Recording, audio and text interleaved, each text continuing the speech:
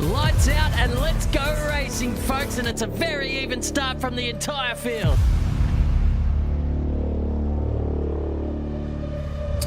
There's a freight train forming behind him right now. He will be as nervous as a cat in a room full of rocking chairs. I can give you the hot tip.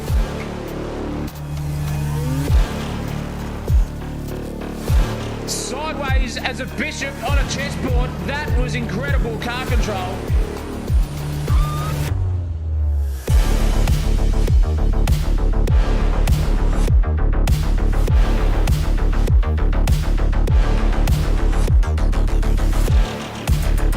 For a bit of an ambitious dive now, and oh, there's contact! Here they come now, around the final turn on the final lap, they're side by side! Oh, and there's contact now. Someone is going to be hitting the showers early tonight, I'll tell you what. Crosses the line for P1, brilliant racing, absolutely sensational stuff. This is heart-pounding, this is nerves-rising, this is sensational TV.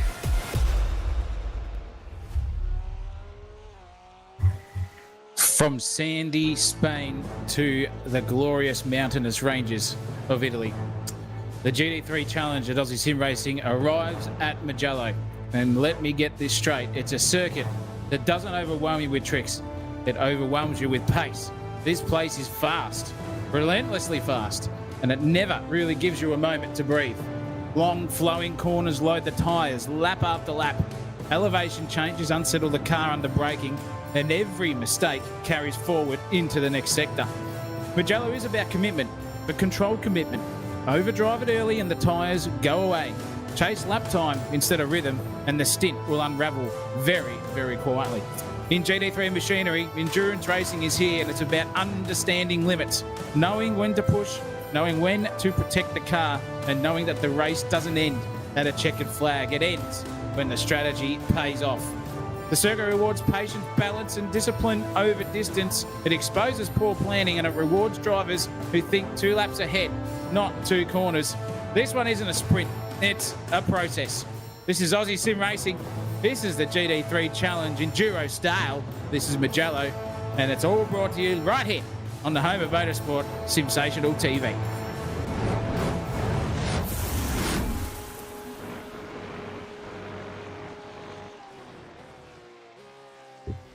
Oh, Yes, indeedy, you track tragics, curb collectors, and friends of fast Italian asphalt, lend me your ears. Welcome to Sensational TV. I'm your host tonight, Chris Munro, and tonight we arrive in the rolling Tuscan Hills for round 5 of the Aussie Sim Racing GT Challenge, live from the magnificent Mugello circuit.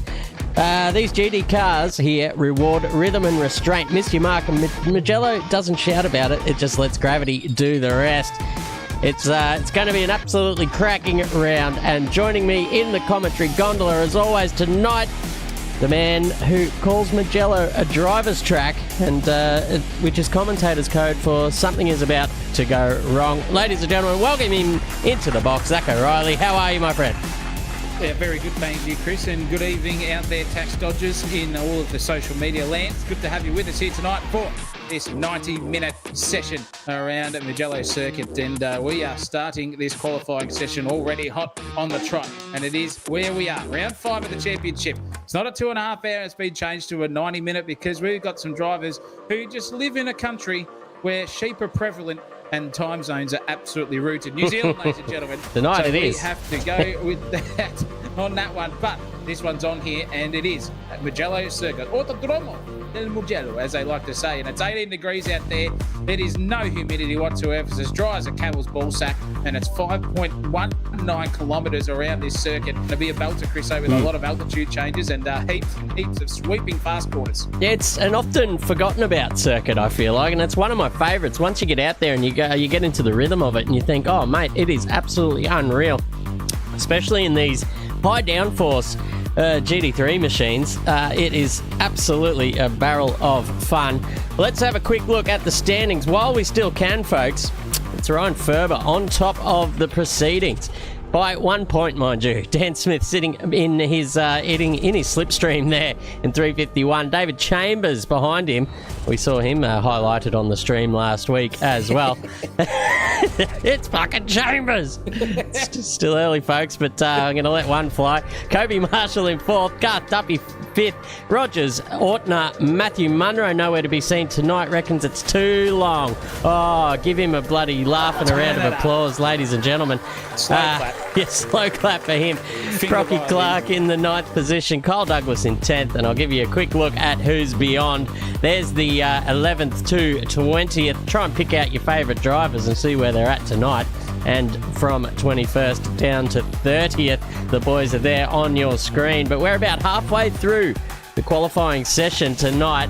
And it's none other than this man here, Dan Smith, sitting at the end of the pit lane. He's done his best. He's done his best lap already. 2 in the bag, and it's a 1:44.14. Let's have a look at all the times there. So 6/10 clear of Matt Webber there in 2nd position so far. There's still a couple out there doing their laps. Dave Oliver is one of them. Let's see how he's going in the Mustang. He's down there with a 1:47 up his sleeve at the moment, so needs to find 3 seconds as Milton Payrach goes up to the 2nd row provisionally. Quite a few names missing tonight as well. The grid is looking very small, and that does not bode well for a 90-minute affair, but hopefully the boys give us a nice bit of a show out there tonight. Well, you know what, you got to be in it to win it, and you want to be watching yourself on the stream later on, ladies and gentlemen, because that is how you get points in the bag with the misso, a bit of bragging rights with the friends, and they see you're doing a good performance, well, they're going to tune in, and then you'll be able to show it off even more. But it doesn't matter, because with a 3-lap qualifying session here, it's all solo. That's why you can't see any other cars on the track. They've got all the clean air, so there's no excuses here. No room for error either. One little mishap, and you'll find yourself right up to that sand trap there on the outside, as we've seen there. And what can this man do, son of Mark? Because at the moment, he is flying. He's got 2 personal bests. He's only 6/10 off Dan Smith. This is going to be an improvement as he comes across the start-finish line here. If it wasn't a track cut, it was a 3/10 improvement. So it's now only 3/10 between himself and Dan Smith. So the son of Mark is on the prowl here tonight. He's loving life. Payrach's got a bit to answer for here. He's 7/10 off 2nd place. And then you've got Price, Duffy, Ortner, Ferber, and Kobe Marshall enters the chat. Ladies and gentlemen, 45.115. Blitzers, Moneybags, Payrach there. Price's rider's about to come across. He had a mare in the first sector. Sector 2 looked pretty good, though, in the overall standings. So what's he going to do as he comes across the line? Is he going to improve with a 45.4? He does with a 45.2. Ferber does a 45.2 as well. Then Ortner, the old ringer, He comes in and says, yep, stick that one up your clacker, and he's going to go straight into fourth as well. Only 500ths of a second off Payrack there, Chriso. That's a good end to the session. Look out. Yeah, fantastic. The only one left is Dave Oliver, and I think he's pulled it up by the looks of it. Let's see where you can find him down there. No, he's got one turn to go through the big sweeping downhill left-hander. Really got to be patient on the throttle with this one, but then once you find your mark, you'll be just putting the throttle down just to inches and inches closer to that apex every time around. He slingshots down the front straight. Got a 47.3 to beat. Can he do it? Crossing the line now. He does. A 46.3 by a second, so he goes up to 12th position. Almost halfway in, so that will be, I think that's all she wrote, ladies and gentlemen. Mitchell Sykes is out there, but he's finished off his lap, so just doing the final tuning on that BMW there, as well as the sun sets over the Italian hills, ladies and gentlemen. If only I had a beautiful red cordial and some cheese to toast the occasion.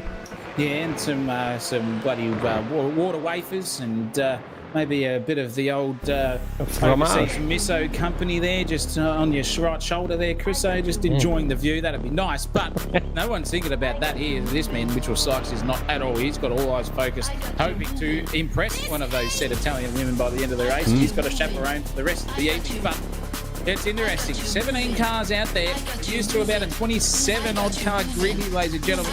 Hopefully some guys get out of the traffic that they're stuck in. There is a couple of drivers out there in the real life just jumping into the rigs last minute here before the racing session comes. So we've only got 20 seconds to go. Is anyone going to set a better lap time? I don't think so. They've set all their fast laps that they're allowed. 3, in fact, and that could all be all she wrote. Sykesy here is on a man. He's nowhere. Yeah, exactly. I think he's even gone through his 2 hot laps that he's allowed and just circulating for the sake of circulating, and why not get out there, get the extra little bit of practice in. But that there is the official checkered flag here at Mugello Circuit on your screens, ladies and gentlemen, in the golden hour as well. You've got all the influencers out there taking photos of their rear ends out there in the grass. But now we've come a little bit earlier in the day. It is, what time is it in game? I don't know how to find that information out, but they're gridding up, and we're going to be ready for a start. 90 minutes coming at us. Oh, yeah. Well, looking forward to this one. Brock Clark's entered the chat. He's come in, so 20 cars. Chicharello's there as well. Look out for that man in 19th place, clawing his way through. Didn't he put on a show at Spain last week? Holy cowabunga. But it's going to be the battle here between Smith and Webber. Who's going to be able to get off the start the best? Because the Corvette is very, very good. The Mustang's just got OP performance everywhere, and it could be the decider. Watch out for Kobe Marshall just coming at a rate of knots 2 for this one. Yeah, it's getting exciting. I'm excited. Hope you guys out there in viewership land are as well. It's going to be a belter. Tune in, because if it's anything like the last 20 minutes of Spain last week, you are in for a red hot treat. That's right, and I think this track is going to throw up some good little battles as well. It's got pretty good sections of the track where it sort of folds back around on itself as well, so we're in for a good one here tonight. 90 minutes, 50% fuel rate, so there might be a couple of fuel stops, maybe some tyres needed as well in a 90-minute here, but all these questions will be answered very soon, as we're still just waiting on Ferber, Oliver. The 2 Olivers, actually, they're both just waiting for correct weight at the back there to jump into the server, and Ferber as well, so that might be pretty close going. I think they better hurry up and get their little tail feathers in the server. Goodness me, if they miss out, they will be absolutely spewing. Oh, there's Ferber. He's popped in. Now it's only Oliver and Oliver, the jockey, and the Spanish one is coming into the server. Surely, Dante Oliver said he had some issues getting in. Hopefully he can here, because the 2-minute count is up. He's in.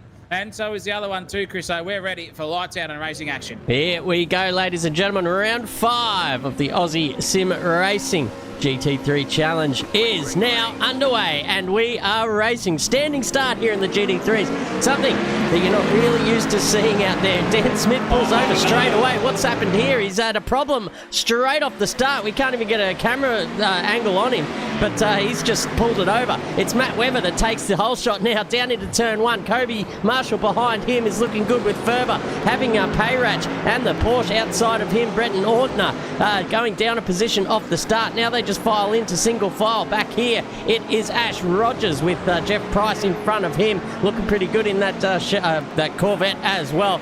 Down the back there's some dust being kicked up as well. Here is Josh Bennett. He's got the cans man behind him there in that beautiful Lamborghini. Let's ride on board with the Lambo and see how it looks with the sun just starting to set there in the left-hand side of your screens as we dip downhill for the first time through the right-left chicanes. There's something's happened here. That's Dean Wright. He is off the circuit there, and Jeff Price as well. What's happened there? We'll have to go back and find out what happened with the aid of the instant replay. Let's have a look here. There goes Pricey up the inside. Had a bit of a dip.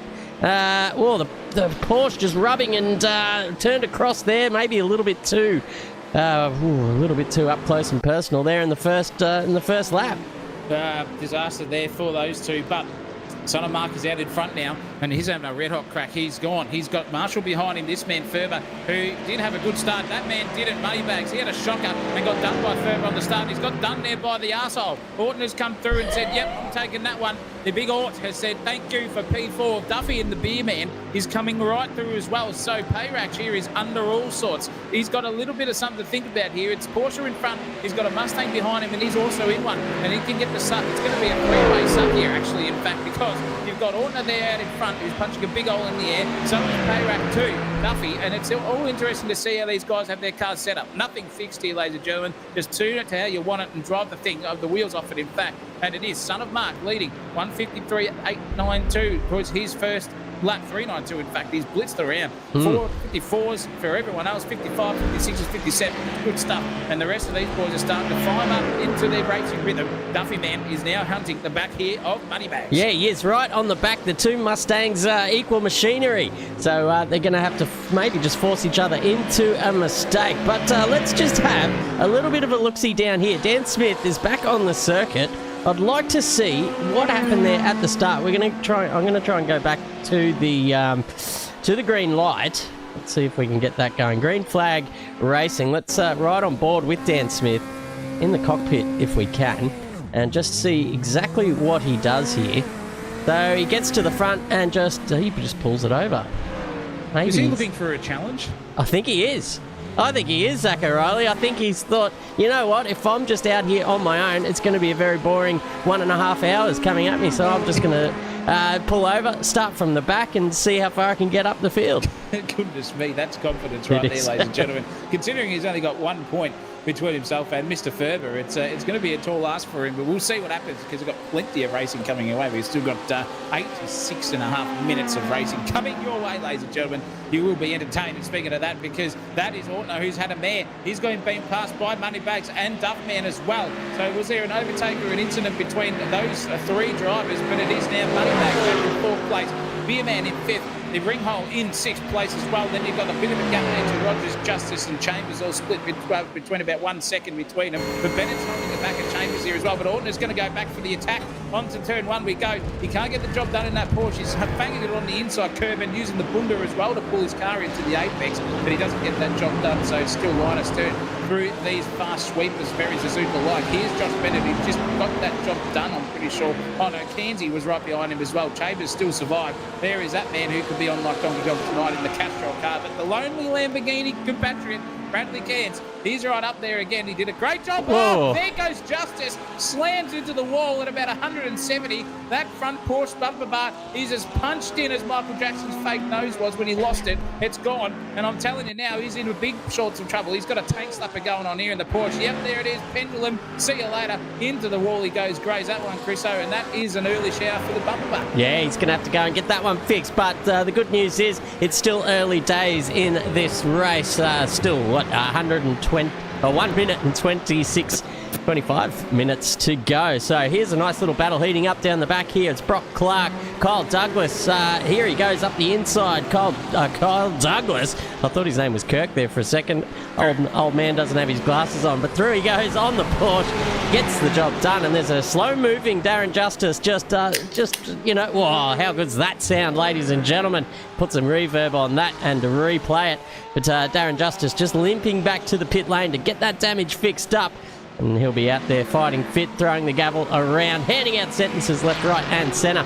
But Brock Clark here just not travelling too well. Here comes, here comes Deanie Wright. He goes up the inside. Beautiful manoeuvre there through the final turn. But Will Clarkey get the momentum off the back end there, because it looked like he had a better run through that final turn. We'll ride on board with him and see if he can make any headroom here with the suck down Mugello straight. It's a long one. There might be enough there, but it seems the Porsche just has it this time. Oh, just having a little look there as well on Douglas in front. So this could be a spicy little battle here between these three guys. They're starting to heat up again up the front there with Cairns, Chambers, and Dan Smith on the very back of him too. So we'll go to here, because I'll tell you what, Bradley Cairns, oh, he just sidestepped him. That's not what he wants, Bradley Cairns. You're supposed to put up a fight, mate, because that's why he went to the back at the first place. If everyone just sidesteps him on the way through, he may as well have just started at the front and stayed there. Yeah, exactly. I know. You're just giving some person a free kick who doesn't need one, man. He needs a challenge, for Christ's sake. But now he's on the back of his other Castrol car in Chambers. And look at the speed that the man has. It's just like he's got put the NOS button down and said, yeah, I'm going to go for it. Tries the inside move into the right hand. It can't get the job done. Chambers, if he puts up a defensive effort like he did last week at Suzuka at Spain, he won't, but he doesn't. He just lets him go again. This is just ridiculous stuff, ladies and gentlemen. Are we racing here, or are we just saying, oh, no, after you, sir, and I'll go and get the last scone on the table? Yeah. For Christ's sake here. But here comes Cicciolina. He is back into it, ladies and gentlemen. This is the entertainment we want. He was fighting here with Cairns and Chambers all through the race there in Spain last week, and he's got himself in a perfect position here to make some moves. It's the final corner of this circuit. Turn 15 coming out. He's got to put power down and get that thing planted. The Lamborghini in front has not got the ultimate exit, and he's got Cairns here done one and run pretty much halfway down the straight by the time the overlap comes side by side here. Cairns is a little bit of a slippery differ at the moment, because he's just going to get himself in the suck there, but he's going to go full defence mode. Cicciolina's going to try a double suck. Can he get the job done? No, he can't into turn one. Goodness me, he was sending him last week, ladies and gentlemen, from miles back, as well as Chambers too. So these two guys in the Porsches are expert at late braking, and they've both got the same attack in that portion of their racing. So it's going to be good. What's Bennett doing out the inside? He's got the job done there. Nearly contact. Oh, check up there from Oliver. He had to stop that thing put the brakes on to stop it looping around on him, and he's hit the bunda as well. Yeah, that was... oh, he's not happy either. He's got the headlights ablaze, so I don't think Oliver was too impressed at that move, but it looked pretty clean to me. They both avoided spilling the marbles there as well. So along they go, and Dante Oliver back down in 14th position. But up the front, ladies and gentlemen, Ferber has closed on to the back of Kobe Marshall. This is the fight for P2 currently on the road. Matt Webber has checked out. He's about 3 and a bit seconds up the street here as well, and he's going to be a bit further if these two guys keep on battling it out. And I'll tell you what, Payrach, you can include him into this little menage a trois as well here at Italian circuit. Menage, that's, I think it's a French word, but who, mate? We're Australian. That's all the same shit over there, isn't it? European spice, that's what we like to see. But the boys are just heading around now for the... How many laps are we through here, ladies and gentlemen? This will be the 5th. So plenty to come, and Kobe Marshall just feeling the pressure here of the two Mustangs behind. You can see from the back of the Ferrari. Look at that Mustang closing in fast. He's going to have to go right to the inside of the circuit to try and dissuade Ferber from sending it up the inside. He's going to try it around the outside. It's not going to work for him this time. But if he can slot it up, there's a left-hander coming here. It's looked at it. Whoa, the gate got shut just momentarily as well. And Ferber needs to be careful here, because Marshall is, I think he's pretty committed to staying in front. But I'll tell you what, we've got to go back here, because the two fireworks are about to be lit. And let's see what happens. It's Cicciolina versus Effin Chambers here. And Chambers ran wide, and Cicciolina's got up the inside here. Surely, no, he hasn't got the overlap. Bradley Cairns, he's trying to get himself back into it. He got passed there by Cicciolina on the front straight. But now he's just got to hang on to this battle, because the more that these two fight on, if Chambers puts a fight in for Cicciolina, they will be 100% holding themselves up, and Cairns could come through and take a 2-for-1 deal. And if he's not too careful here, that's the case of racing, ladies and gentlemen. That's what you do. If you battle, you get caught up and the rest catch up to you. But it's good pace there from Chambers on the outside. Just cuts the nose off Cicciolina again. And he's on the bunda. That's going to hurt his tyres. That's going to be a little bit of a overlap. But luckily, he just got on the circuit right at the saving grace of the right-hand braking zone. So that little off there was not too costly. And Cicciolina's done the same thing on the exit of the final quarter there out of those downhill S sections again. And it's looking pretty good for this one at the front, because these two are fighting, and Moneybags is coming through trying to cash his check in here. He's seen the gold prices go up as Payrach, and he's just thinking, yep, the Mustang in front of me looks pretty good in my garage on my hoist there, I tell you what, apart from the 4X Gold one. And now it's a three-way drag race down the front straightaway again. Marshall has got absolutely no wing on that thing, and it's still getting pulled off absolutely by 2 margins of a second here by the kilometre. And look at the closing speed here from Ferber. He's going to go around the outside. So is Moneybags too. This is going to be a 3-wide battle into turn 1 nearly. Oh, look at the commitment there from Ferber, but he can't do it for too long. But Marshall is just right there having a good old tussle. Ferber's going to try and slice up the inside. Kobe just blinked in and out of existence there as well. Switch back on the inside on the sausage curve. Goodness me, how did you keep that thing on the ground? The weight of his ball sack kept that thing there. Here comes Moneybags too with his weight of gold also sitting in the back. And don't you worry about that. The beer man's coming into this one. There's some clouds in front. Was that from anyone that we see in there? Or is it? No, it's nothing. It's play on here for these boys. Cracking little stanza here. It's fireworks. And they're just starting to get to that 15 minute out of 20, I reckon. Yeah, you can see here that the Ferrari just starting to eke a little lead out. He might be pretty good through this middle sector where it is quite sort of high speed and flowy and speedy. But the Mustangs seem to catch up to him in sector 3 and 1. Oh, he's just punted him off in there. And the Duffman is going to take over control as well.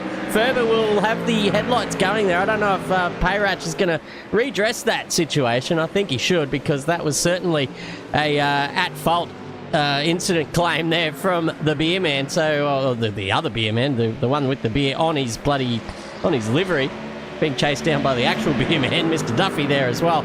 But I'll tell you what, Duffy will be saying, that's fine, lads, keep doing that, and I'll be able to just keep making positions up by the 1. But tell you what, Kobe's kicked out by 2 seconds now with all that squabbling in the back. Ryan Ferber just getting overtaken by Ortner as well. So it's just what are we saying? The complications are just starting to add up, and Ferber not too happy at all. He can see on his relative, there's Dan Smith in the background as well. How much room has he made up? Absolutely ridiculous. And now the sights are set on Ash Rogers. I thought he was going to send it there, Zach O'Reilly. He was pretty bloody close, and he's going to be very close indeed for the next one.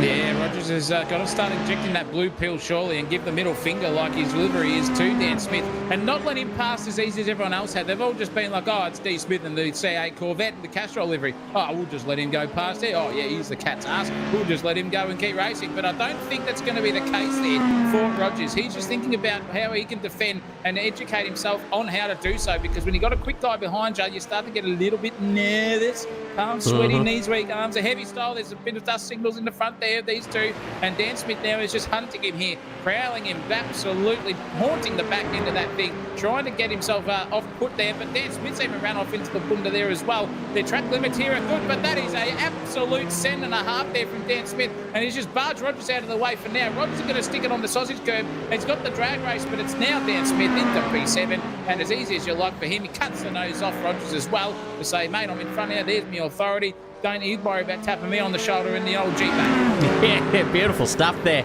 I tell you what, it'd be good to see some of these guys try and hold him up a bit, but I think if you are in this race, you don't want to be concerning yourself too much with trying to battle someone that you know is eventually going to get you anyway. So, I know, it's one side of me, the commentator goes, come on boys, let's hold him back, but the racer in me says, I tell you what, I'd let him go too probably, and just try and sit in the slipstream for about 20 seconds if you can before he's off down the street.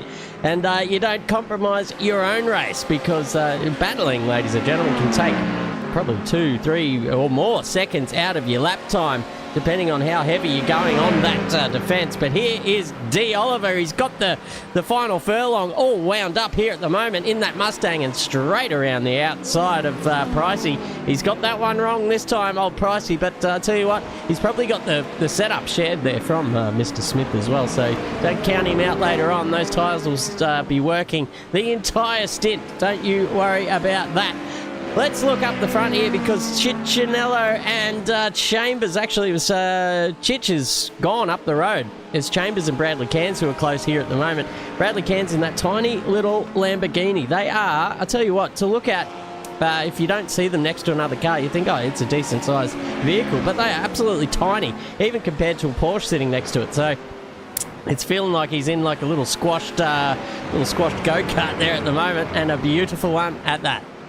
Yeah, surprising that we haven't got any Audis out there as well. Same platform as the Lamborghini. The Audi owners won't like that. The Lamborghini owners won't like that. But you know what, mate? You're all owned by the Volkswagen Corporation. So just sit on that one and rotate. I don't care. But over here doesn't really care about any of that. He just knows he's in a Mustang, which is a BOP car, and he's got the job done on Bradley Cairns. He just turned it too wide into the braking zone and literally send himself off into the rubbery side of the circuit, and that's where the marbles are. You don't want to do that, and he's lost 2 positions out of it. So it's now Bryce up in front of him. Oliver also got the chockies done there as well, and Oliver now is on the back of Chambers really, really quickly here too for Dante. So he's really going hard here. He's got that thing set up right now in the 16th minute of this race. It's starting to come on for him, but Bradley Cairns is just starting to lick his wounds a little bit here. Hopefully he can get himself back inside that top 10 with some pit stop strategy calls coming his way later on in this session. But Chambers now is getting hounded. It's 0.2 of a second between himself and Oliver. That Mustang is just ridiculous in the front,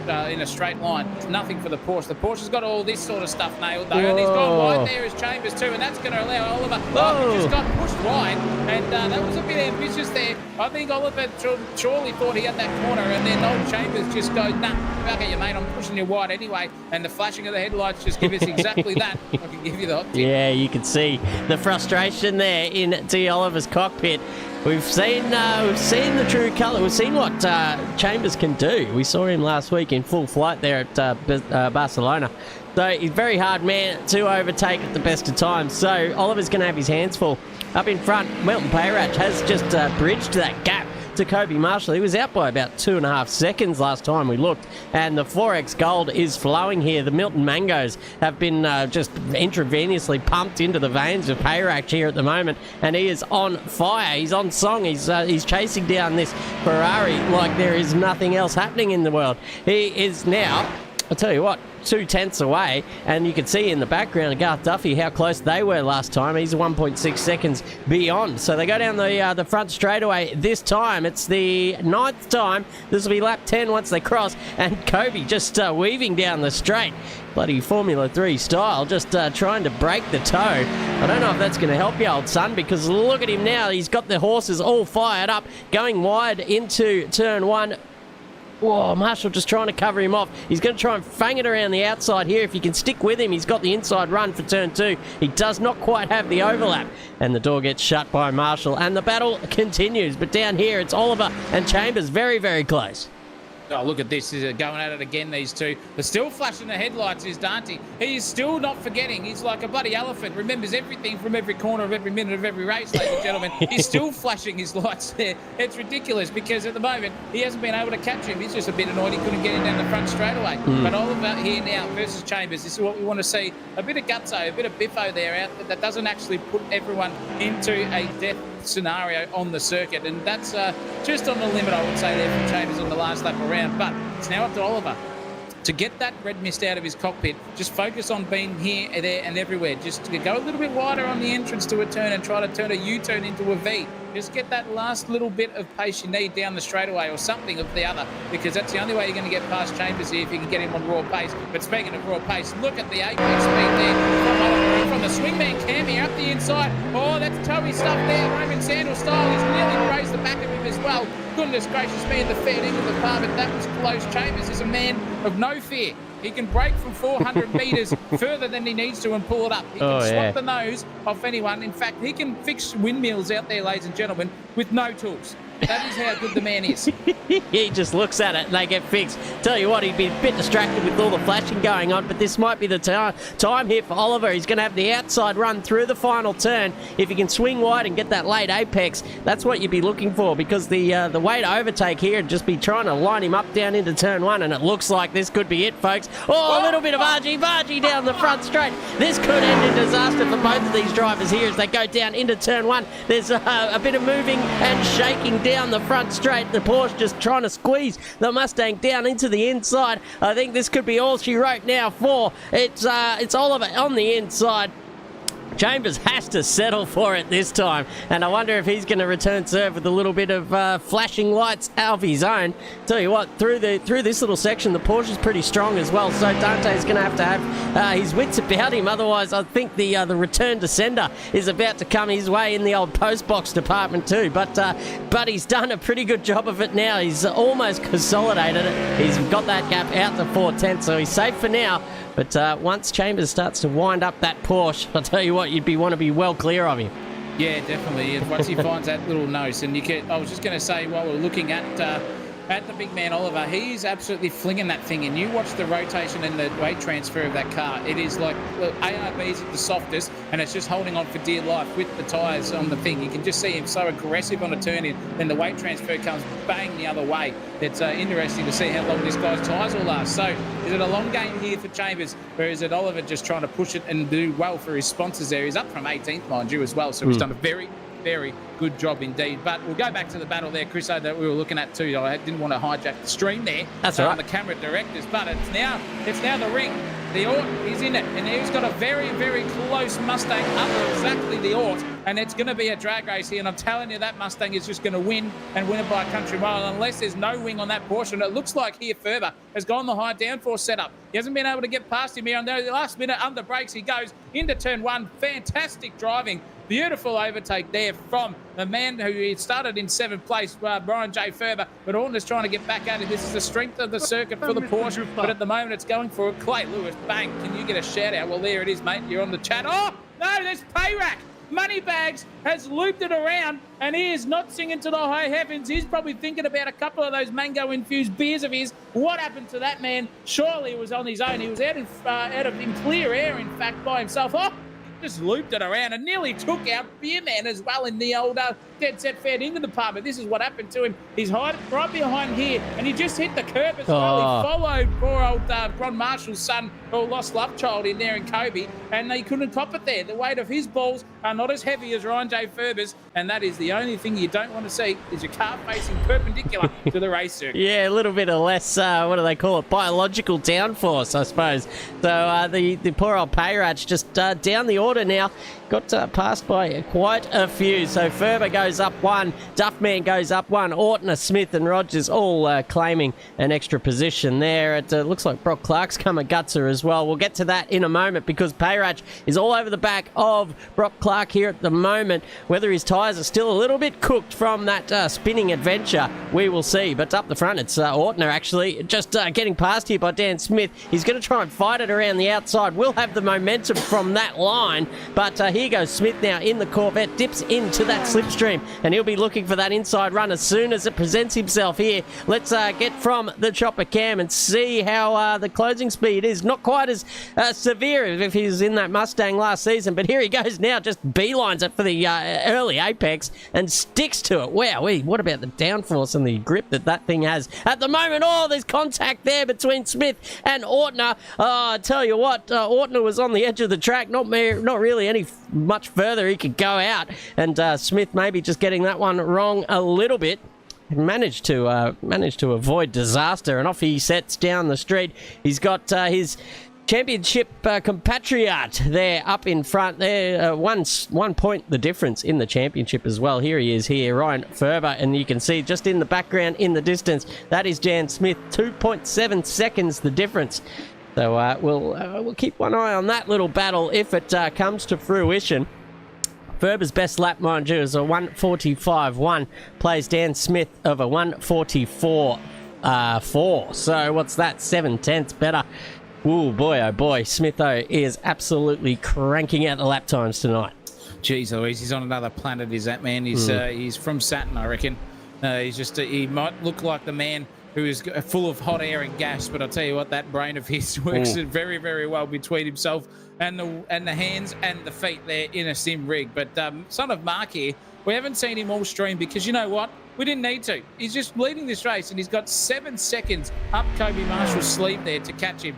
and he's doing a really good job here. There's no multi-21s going on here in this Webber household. It is just clean, fast lap times, and it's a 44.8 is his best. His last was a 45.2, so it's those 0.4 of a second with the fuel load on is just hurting him a little bit, but still, he's in that flow state here. You can just tell. Look at him, just noses it in, lovely. Turns it in once here as well, just off the throttle, then back on it again on the exit, and out the other side he goes. But look at this. This is getting intense now because Cicciolina is next to Rogers, who just absolutely does a beautiful undertake there, just last minute, and also he's just got another move done there too, but that is for another lap traffic car getting right out of the way for Cicciolina. That was a fantastic send for him on Rogers. Rogers had nothing to answer for there in the BMW. That Porsche thing just breaks from nowhere and just pulls itself up. That's BOP in the brake settings department. I can give you a hot tip. But at the moment, it is literally just about a second or two gap between most of the competitors out there on the circuit with 26 minutes gone in this race. This man's on the prowl, though. We've got to keep an eye out for him.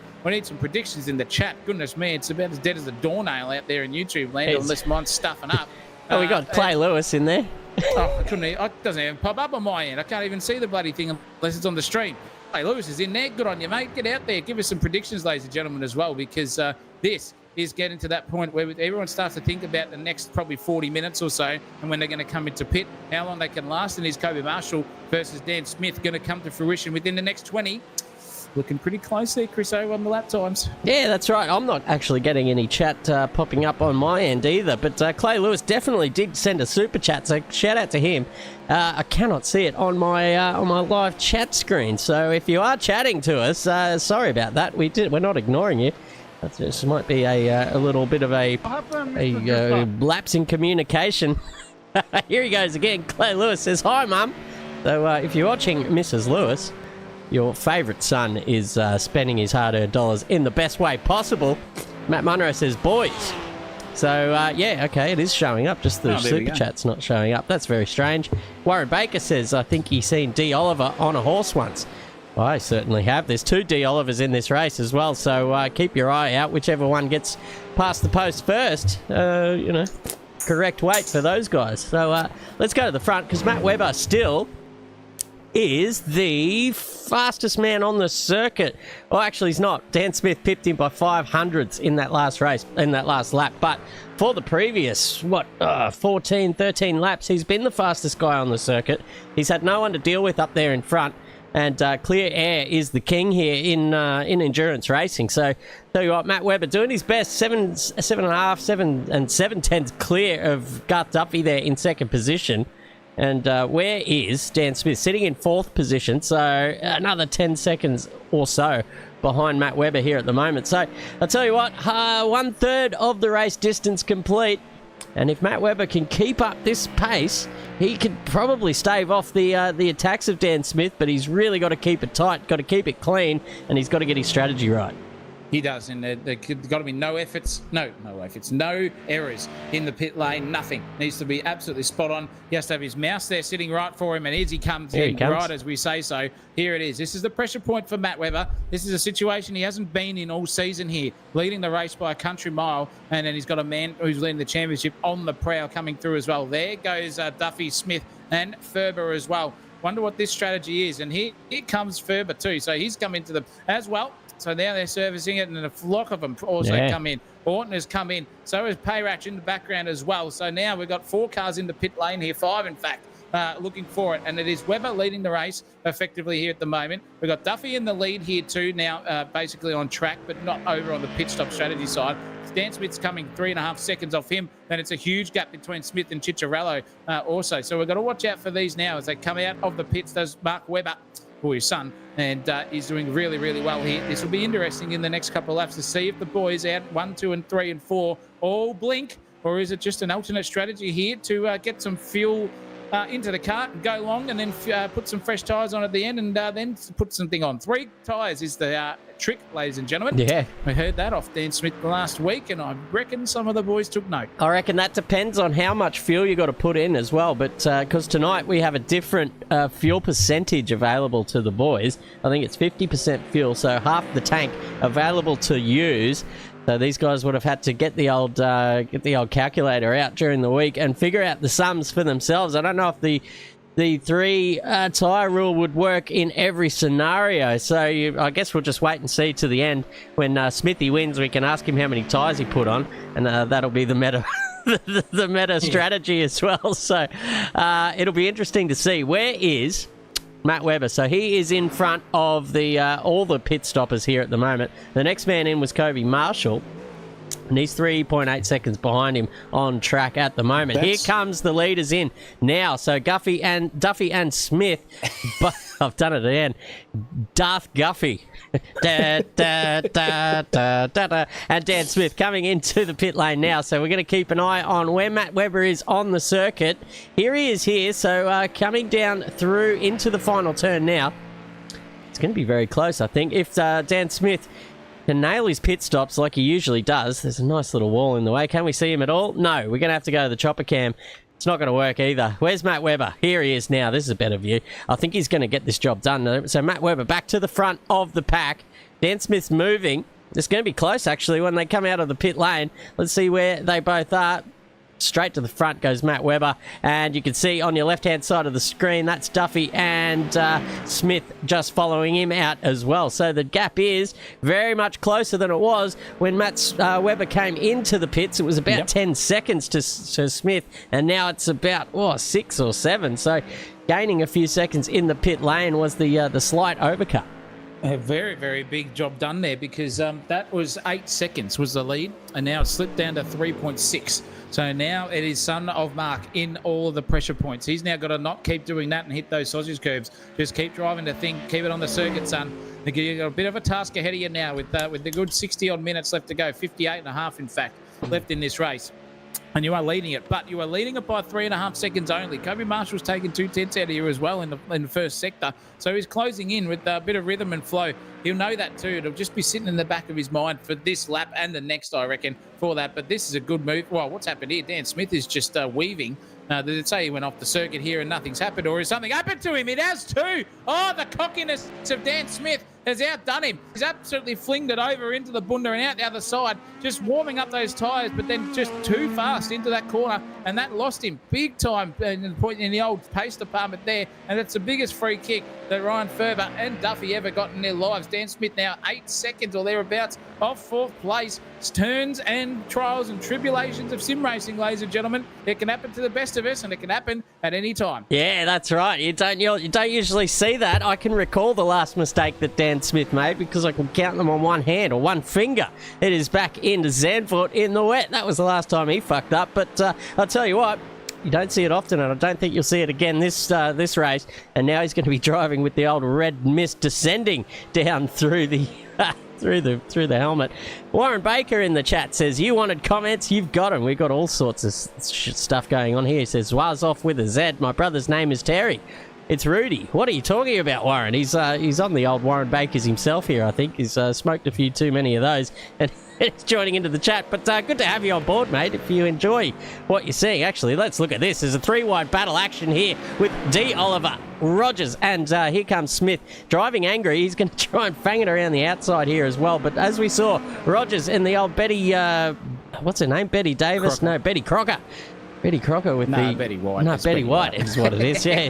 The Betty One Finger White there, just sticking it fat around the outside. It's going to make it hard for Dan Smith. And this time I think they'll see that he's human after all. He's like, oh, well, I actually overtook him fair and square, so I'll have that, and I'm going to make it hard for you next time, big dog. And there it was. He just made another mistake with a little couple of wheels off the circuit. He's the kindest man in sim racing, is Ash Rogers, because he just waves at us every time we look at him on the camera. I like One it. finger, though, however. But Cicciarello, or Cicciolino, as you like to call him, is now under attack once again from Oliver here. Oh, look at that from Oliver. Holy mackerel. Lost me bloody throat there, goodness me. And that is a swing around the outside straight away for Dante Oliver. Just easy as taking candy from a baby, as they like to say over in America. And he's just got that job done. And now he's got a little bit of clean air in front of him, as Dante. But here is Cicciarello now in unfamiliar territory. He's just trying to cycle in his tyres as well. Rogers is coming at a rate of knots, and he's getting pushed along by one Dan Smith, who found himself in the bunda about 5 and 6 kilometres ago. But now he's on the old red mist that's heading back into the cockpit. Dan Smith is going to line up Rogers here and just fling it to the inside last minute here. Dan, Right on the inside he goes. That is absolutely beautiful stuff. There's little swiggle there on the entrance to the exit space of the corner, but he got it pulled up there. I'll tell you what, call me bloody crystal ball, because that was a absolute beautiful prediction. Yeah, a bit of Ricky Ponting about you there, mate. Just calling the action before we see it live here on stream. Here is Ash Rogers, though. He's close enough to maybe replicate the move down into turn one. I wouldn't be weaving all over the shop like that, though. I don't think you're going to put off Dan Smith like that. You really got to just get that BMW alongside, brake at the same time and get to the apex first. But it's too late now. The big man is off and down the street. He's got Big Cheech there in front of him too. He's got the tatas going and the fromage and all the good stuff here in Italy. He's well fed and well taken care of as well, the Italian stallion. So he's empty and he's ready to go. And he's got Dan Smith coming at a rate of knots behind him. Whether he's going to be able to hold him off, I'd love to see it. But I tell you what, he's one of the fireworks out there. Where is the other one? David Chambers down there in 15th position. So he's had he's had a bit of a trip through the pit lane. Or maybe he has to still serve one. So things going from bad to worse for Chambers. Not a great start, and we're not even halfway through the race yet. Only just clicked over a third of the race distance. So possibly another round of pit stops coming up. Or possibly that was the golden number to get you to the end, and everyone just cycled in and got their tyres done and went like last night, Zach O'Reilly, and they all dived into the pits on the end of the first lap. Yeah, well, the service settings have been set to the same fuel rate as a 60-minute. All I have to do is just put in enough fuel for 30 minutes and then fire it back out, and then they've got 60 minutes to go, so they don't have to worry about it next. Whoa. So that's pretty much it. And Cicciolina has santified himself out of Mugello. I'll tell you what, that was shocking there. Oh, my goodness me. That was not proper in the fair dinkum department there for Cicciolina. Lost it absolutely fairly and squarely on his own accord. Nothing nefarious, and that's given Rogers a free kick. Dan Smith also a free kick too. So beautiful, beautiful stuff. And there's a car coming out of the pits there as well. Right in the wrong place, the wrong time for Cicciolina, but not phased at all. Gets out turn one, the other side. Very, very easy. Moneybags, though, in 5th place. He's just starting to get a little bit closer now to Ryan J. Ferber here. And Ferber is just under a little bit of sweat above the top lip, if I can even speak correctly. I sound like bloody Porky Pig. That's your fault. Goodness gracious me, in fair dinkum speech department. That is unbelievable. But Ferber now versus Payratch. It's cycling between 3 or 4 tenths between the two of them. So it's different parts of the circuit. We've got to keep an eye on them. But looks like Ferber's just got a great exit there and just put 2 tenths on Ferber, nearly even 3 tenths already uphill section. I wonder what the secret is there, because we've seen a couple of drivers just absolutely launch NASA style out of that corner up the hill, and everyone else has been licking their wounds there, Crusoe. Yeah, absolutely. It's one of the tougher ones to get right. But excuse me, we've got a 22 Ortner. Says, come on, Ortner, you've got this, send it. So we've got a Brendan Ortner fan in the chat. So let's go and focus on this Porsche. This Porsche for a little while and just see how he gets it done. Actually, let's ride in the cockpit style, ladies and gentlemen. See how the wheel work happens. This is out the front end of the Porsche. It's a nice slick-looking front end and a beautiful dash.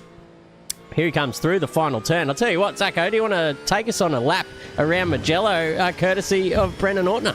Yeah, we'll go on the rectum here as well, on board with him. And I'll tell you what, this is a really, really long straight. You just sit here and blink. You could even have a couple of sips of the old red cordial as well before you get to the braking zone. You're 6th gear, however, and you're filing into turn 1. And they love to call this one San Donato as they come through, and it's a beautiful little sweep into the right. Just use that inside curb and fling it as narrowly as possible up into turn 2, which is called Lucco. Then we've got Poggio Secco coming our way here with this. That is a right-hander. Use that sausage curb, but not too much. Out the other side we go. Flick it uphill here. It's a flat run into turn 4 of Materassi. And then we've got Borgio San Lorenzo coming your way. Another quick flick left and right out of this one. This is the place where the circuit starts to get really fast and committed. Downhill braking zone. 4th gear here for the Porsche. Inside curb and AstroTurf there. Fire it to the right, downhill through the left, then out the other side. And this is a very, very long turn 8. What is it called?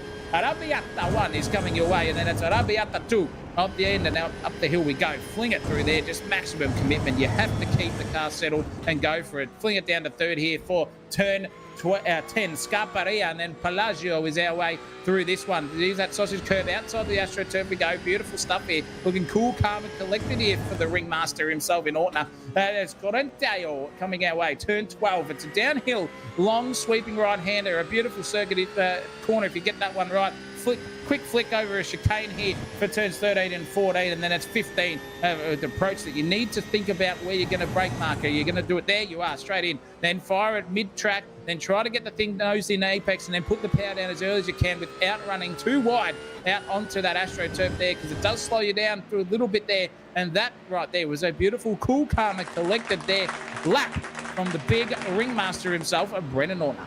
Great stuff there, ladies and gentlemen, and spot on with the Italiano pronunciation as well. Speaking of Italianos, here he is now, the big Cheech. He's on the back of big old Rogers too. He's got the big tent going on there in the front end department, and he's about to get overtaken. Here he comes now in the Porsche, dives to the inside, gets that job done. Ash Rogers, maybe, oh no, he's looking pretty sluggish out of turn 1, so won't be able to resend the situation. So it's Chicharino off the deep end, and he's off down the road as well, chasing down Dan Smith, who is still just starting to struggle a little bit. We thought by now, or at least I thought in my head by now, he'd be challenging for the lead at the very least, halfway, around the circuit and winning the whole thing. But I tell you what, he asked for it. He pulled over early on and came from the old last to first challenge.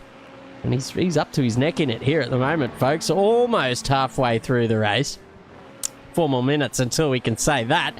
And dead set, it's going to be, he's going to have his hands full. Can he pull it out? His last lap around, as you can see on your screens there, 1:45.5. The leaders are doing 1:45.7, so he's only a couple of tenths quicker than him.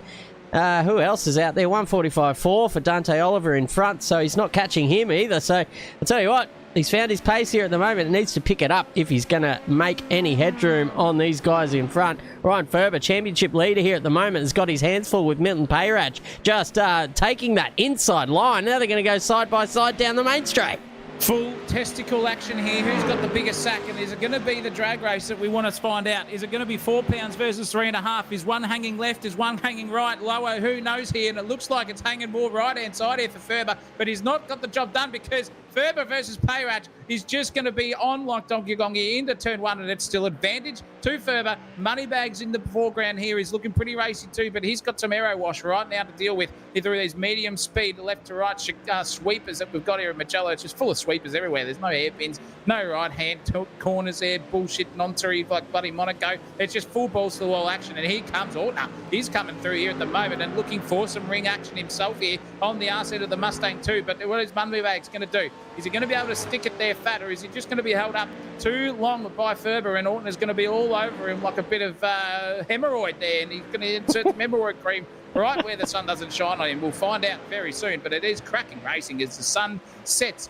beautifully over here at the Mugello circuit. It's Ferber in 4th, got his hands full, 4 tenths and 2 tenths, only 6 tenths away from 6th place. Effectively, here's Ferber. 1 error from him, that's it. Payrach has just got to get himself settled in and go for it once again, get in that suck before we find our way onto the front straightaway, which is 3 corners away here already. Start calling the action and you just get in a rhythm. It's all over before you think about it here, Chris. So, and they're 145 laps. Christ almighty, we need a study on our vocal cords. Yeah, that's right. I mean, we do it most nights of the week, and then on the weekends I'm using it as well in other extracurricular activities as well. So I'll tell you what, there was a bit of a mistake there from Ferber, and that's let Payrach right on the back of him. And I'll tell you what, just holding on, a little bit of understeer from the Mustangs here at the moment. Payrach got an absolute ripping exit there. Now he's going to give him a bath down the front straight. He's going to be clear. He might even be able to shuffle over and go defensive. He does, or at least it's Ferber jumping into the slipstream to try and maybe send it back. Here comes Ortner onto the scene as well. They're very close indeed. All these 3 guys, you can see differing lines through the first turn, but from here on in, it's all just a single file, and that's the fastest way through these little chicanes. Fast left-right flick, and then the next one, it's a right-left flick. It's a beautiful left-right flick again. It's a beautiful circuit, absolutely balls to the wall the whole way. But now Payrach now is released, and he's able to gap him by about 4 tenths. Ortner just hanging on as well by about the same margin. But they'll don't you worry, they'll come together again soon. Don't you worry about that. Oh, yeah, exactly that. And that'll be very, very good to watch here on Sensational TV. If you're loving what you're seeing, ladies and gentlemen, please give the video a like, subscribe to the channel if you're a first time around here, and click that notification bell to get notified of our broadcast. And there's plenty of action. If you are bored as a bat in a bat cave, thinking about the daytime that's just evaporating away, it's looking that way for you right now. You can get yourselves in the action. Join the Sensational Discord as well for some racing as well, and get involved with these boys here at Dozzy Sim Racing. It's a good place to be, and they're putting on a show for us every week on a Tuesday night and a Sunday night as well. Gen 3 start. Get yourselves involved with that. And this battle here is looking pretty damn good. It's just little petering out here at the moment. We get that lull in proceedings, and we know what that means. What has happened to Big Jeffrey Price? He's gone. I don't know what's going on with the camera work. But anyway, Moneybags is just starting to just clear the way a little bit. 0.7 of a second. This is going to be interesting to see if that delta just creeps down, or if it's going to go up by 1,000th of a second every half a second here. And we'll see what a replay's done. Oh, no. Jeffrey Price has looped it. And unfortunately for him, he's off into the bunda. He's going to park it up. And good night, Irene. Hit the showers early. Talcum Powder's jail. And that's all done and out there for the Price is Wrong. Yeah, ta-ta. He's packed it in and going home prizeless, basically. He's not getting even a shot at the final round in the showcase. So heading home empty-handed for him, hitting the showers, as we say. Not usually like the Price is Right to chuck it in the towel so early, but I mean 45 minutes to go. It's not long. We've just crossed half race distance, so it's all downhill from here, as they say. And I tell you what, Ortner just looking pretty dangerous here in the Porsche. Ryan Ferber, mind you, is the championship leader. He came in on this race. He started in he did start in 7th position, so possibly not his favourite circuit.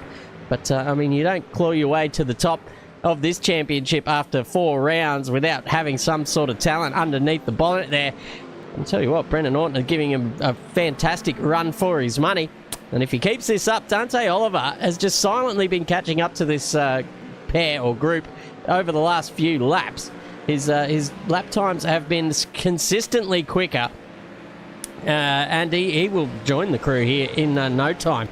So you can see him in the back there, 0.6 off. And then Dan Smith is chiming in as well. So a 4-way battle is not far away here, ladies and gentlemen. Remember the name, Justin Marandino, not far away. Oh, indeed, ladies and gentlemen. Get all your commentary isms and educate yourself, because you don't know what we're talking about. We just sound like two madmen out there referencing this and that and whatever. I can give you the mail. But it is looking like Ortner now is starting to just get a little bit scared, because that red and white Mustang of Oliver is closing in at a rate of knots here. He's coming through at this point, and Dante Oliver, starting in 18, has got a set up, I reckon, off Dan Smith from last season here, and it's just absolutely driving the wheels off this thing. Further is the cork in the bottle, though, in this little situation, because he's got 1.5 seconds between himself. And look at David Marshall go there. $10 super chat. What a legend. Absolutely, thank you very much. I think that would be one Kobe Marshall's relative, son, daughter, dad, father, whatever you want to call him, uncle, auntie, long-distance cousin from the third relationship, who knows. But it's Marshall out in second place. He's doing a good job, but this is the battle we want to look at here. Ferber versus Ortner versus Oliver. And you can see on the background here on the bumper cam from the rear vision of Ryan J. Ferber's car, it's just how the different strengths and weaknesses are of the circuit here between the 2 or 3 vehicles involved there. And you can just look at the braking pace there from Ortner. Look at that closing speed. When he gets it right there, Ortner, that thing is dialed in on the ABS. It's absolutely perfect there for him when he gets onto the late braking manoeuvres. But if you go too deep, it's going to hurt your exit. The old slow in, fast out works every time, ladies and gentlemen. The fast in, slow out is not the way to go. He'll educate himself here, and he's got to do it quick, because that Mustang is going to be super slippery down the front straightaway as we approach through turns 13 and 14 coming our way, Chris. So it's going to be interesting here for the old rectum in Mr. Ortner. Yeah, that's right. He'll be puckered up here as well with the big send in through the final turn. I don't know if that's going to be the way to go, because you're going to just compromise your exit down there out of that final turn. But I suppose in these Mustangs that have horsepower to burn, you can do these kinds of things and get away with it, because that big old rear wing of the Porsche is just cutting a big hole in the air for that Mustang to sit in. And he might even have a dip down here into turn 1. The Porsche's there, just leaving the door open. This could be a big send here from Oliver. Looks at it, almost a reverse send there on Ortner to Ferber as well. And the funnies are just being thrown in the chat there as well. Warren Baker, here's one for the ages. He reckons Ferber will move Ferber up, I'm sure. We'll give that a little laugh there, ladies and gentlemen. Yeah, that's it. Good on you, mate. We'll have to get him in the commentary box for some words of gold, some snippets of beautiful stuff there going on. But this little battle is also a little snippet of gold because all these guys super capable behind the wheel and, well, more so even with this guy at the back too, so arguably the most capable. Just watching them all battle it out, and let's see what happens here. It's going to be interesting because they're all vying for a little bit of that track position. Dan Smith just showing the nose, trying to poke it up there on Oliver. Oliver's unfazed. Don't you worry about that. Please, sir, I want some more, he says, and it's not going to faze him one little bit. But this little snake of 4 cars is absolutely beautiful to see. All differing lines down here through that descending right-hander, Zach O'Reilly. And I'll tell you what, he's going to have his hands full here. They're all going to have their hands full. They're going to have their wits about them if they can get through this safely. I'm shaking my head here in just anticipation of what could be happening here because Oliver is just an absolute set machine. Oh, no! There goes Ortner around. Oh, that's Ferber, in fact. Sorry. Ferber is around there. Dead set, fair dinkum. Ferber has ejected himself from that little 4-way tussle that was going to be an absolute barnstormer. Was it on his own or was there contact there? And he's given up the ghost also to Rogers. He's pulled it into the pits here as well. I think, yep, completely on his own. That is just like we see in a Formula 1 car when they get a backdraft or something like that and they lose all downforce. Oh, Ryan J. Ferber, that is dead set man. But now Ortner has been done over by Dan Smith too. And Dan Smith's gone covering already at the exit to turn 2. So now Ortner has lost P6. Dan Smith up into it. And now Oliver has got a hell of a task to defend that man in that Castrol C8 Corvette coming his way because he will be firing at the moment. He knows he's got a long way to go before that podium is in reach of him at the moment. But geez Louise, Ortner is driving very, very nicely. He's got a good chance here, as Chriso said earlier, to just follow that guy around and get some tips on where he puts the car and where he parks it and drive the tips off your own car as well. If you can follow him for 20 seconds, you'll be right. But it is now Oliver, braking master, Dan Smith, circuit master versus Ortner, the wizard in any defensive situation and sending it from a mile away. That is the battle we've got on our hands here. Split by average of 6/10. And look at Bradley Cairns go again. Oh, sad 10th place here. And he's got Ferber as well. Ferber's just going from bad to worse. Had to go through the pit lane there. And unfortunately for him, he's gone backwards. And Bradley Cairns now has got a beautiful opportunity to keep himself inside the top 10. Oliver's still out in front, 5th place here. Dan Smith and Brandon Ortner are right there having a good old crack. But Ortner's fallen off the back. Dan Smith is coming like an absolute firecracker here. In fact, this is the last cow in the paddock. And the big Belgian Blues bull is going for it. Goodness me, indeed. I am absolutely lost for words. That was nearly a 1.5 Kobe Marshall style. Got the job done. Is the Mustang going to be able to return serve, though, with Chevrolet versus Prancing Horse here? Oh, look at Dan Smith just send it wide there and let Oliver go past for a bit of spectacle here. This is a good photo opportunity as well for you guys if you're friends. But boy, oh boy, it is the Mustang leading the drag race. Reverse suckage coming Dan Smith's way here for the last 200 metres. He won't get the job done. Oliver's just going to poke it in there. But is Dan Smith going to try the trailer park girl move? He is too indeed. This is right perfectly positioned here for Dan Smith. Can he get that overlap and get inside there? He can into the left-hander. Out the right, he's just going to snick it up and just push it, the throttle down. See you later, alligator. He goes out the other side. And now it is a beautiful run here for these two because they've got a left-hander coming their way 2x2 Noah's Ark. Now it's a right-hander, and it's still Oliver on the outside. Dan Smith and him are trading positions like bloody stockbrokers, and it is Dan Smith who's got out in front just at the point of not there. Oliver had to succumb to the wrath of Dan Smith in the Mustang, and now Ortner has got to climb back on. And what a beautiful little stanza there from those two. Clean, fast, hard, and mean, Chris O. Unreal to watch those guys go like half the track side by side. And what about the wisdom from Dan Smith just holding fat through turn 1 to get up beside him and to be able to battle him through turn 2 on the inside. And that just put the pressure back onto Oliver as well, saying, well, you're going to have to go with me, son. You're going to have to go the long way, and he did too, and fair cop to him. But in the end, it was Dan Smith just had the better pace and was able to eke out that position up to P5. Now it's the battle down the road. He's got almost 3 seconds to Payrach, then another 9 on top of that, 11 to Guffey, plus 6, that's about 17 to Marshall, plus 7, that's about 22, 23, 24 seconds to the lead of this race. So, can he make up 24 seconds in about 36 minutes worth of time? Get your predictions in the chat, ladies and gentlemen, and I'll tell you what, it's going to be a big one. Who's this? Warren Baker with the 50. Oh, mate, you absolute legend. Oh, he's the biggest bloke in the world. Ladies and gentlemen, Warren Baker, take your hat off, ladies and gentlemen. Give him a clap, a round of applause at home. The biggest super chat I've seen in a long time. That's the biggest one ever. We've never got a 50. Oh, actually, sorry. He has been pipped by one Mad Matty himself, I think. Or Tash Bandicoot it was. Yeah, it was Lindsay. Tash Bandicoot. Yes, Lindsay Muddle Stream. But doesn't matter. We appreciate every single donation that comes through. We don't ask for it, and you boys are just doing it for us. Thank you so much. We really, really appreciate it. And it goes a long way to help us keep this thing going.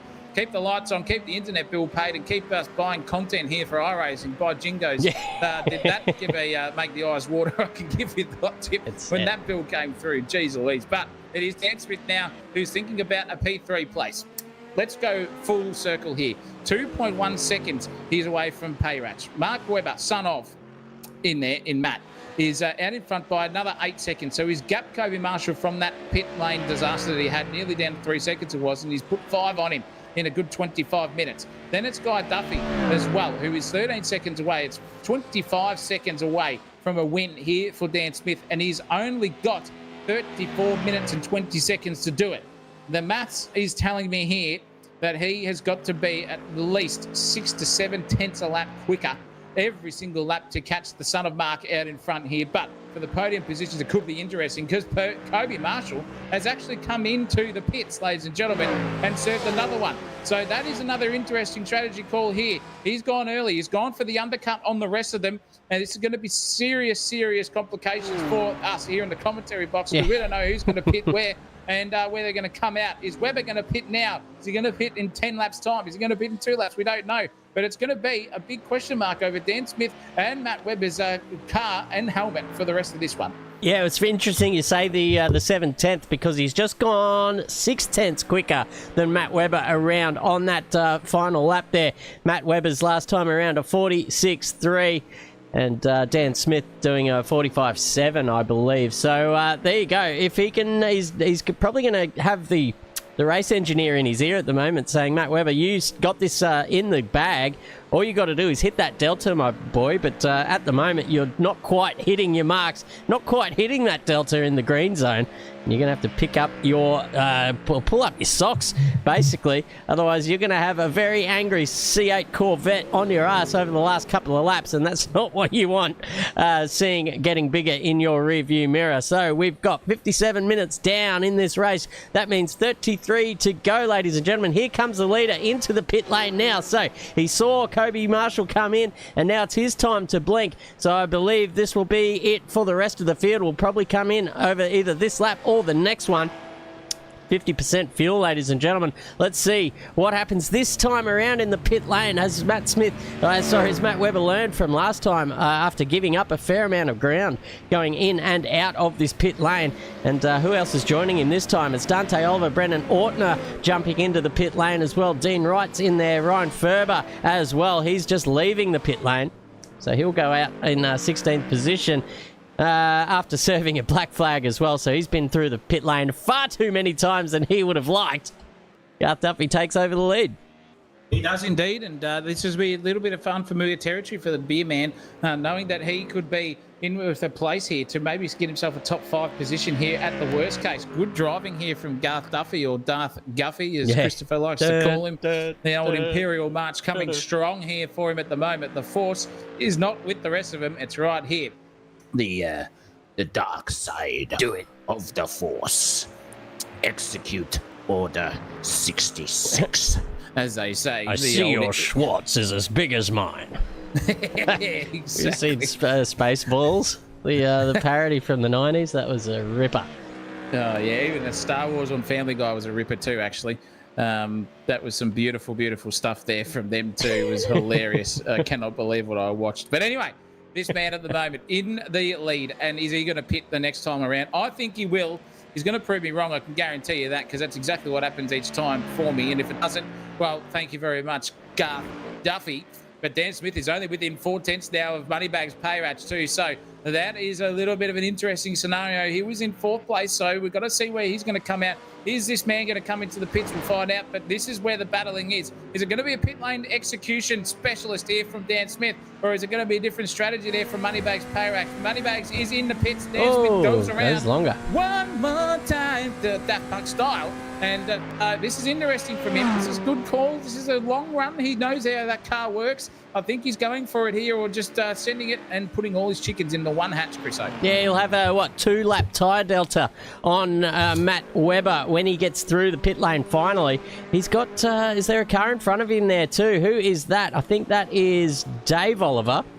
It is. So, I tell you what, the Matt Webber camp will be on the dog and bone to the other Mustang camp, saying, Dave Oliver, the orders are you're gonna have to hold up that Corvette for as long as you can, mate. Defend like a lion. Slow him down just a little bit here on his in-lap to give us the best chance. But I think even after all that's said and done, it's a tall order here from the big man Dan Smith.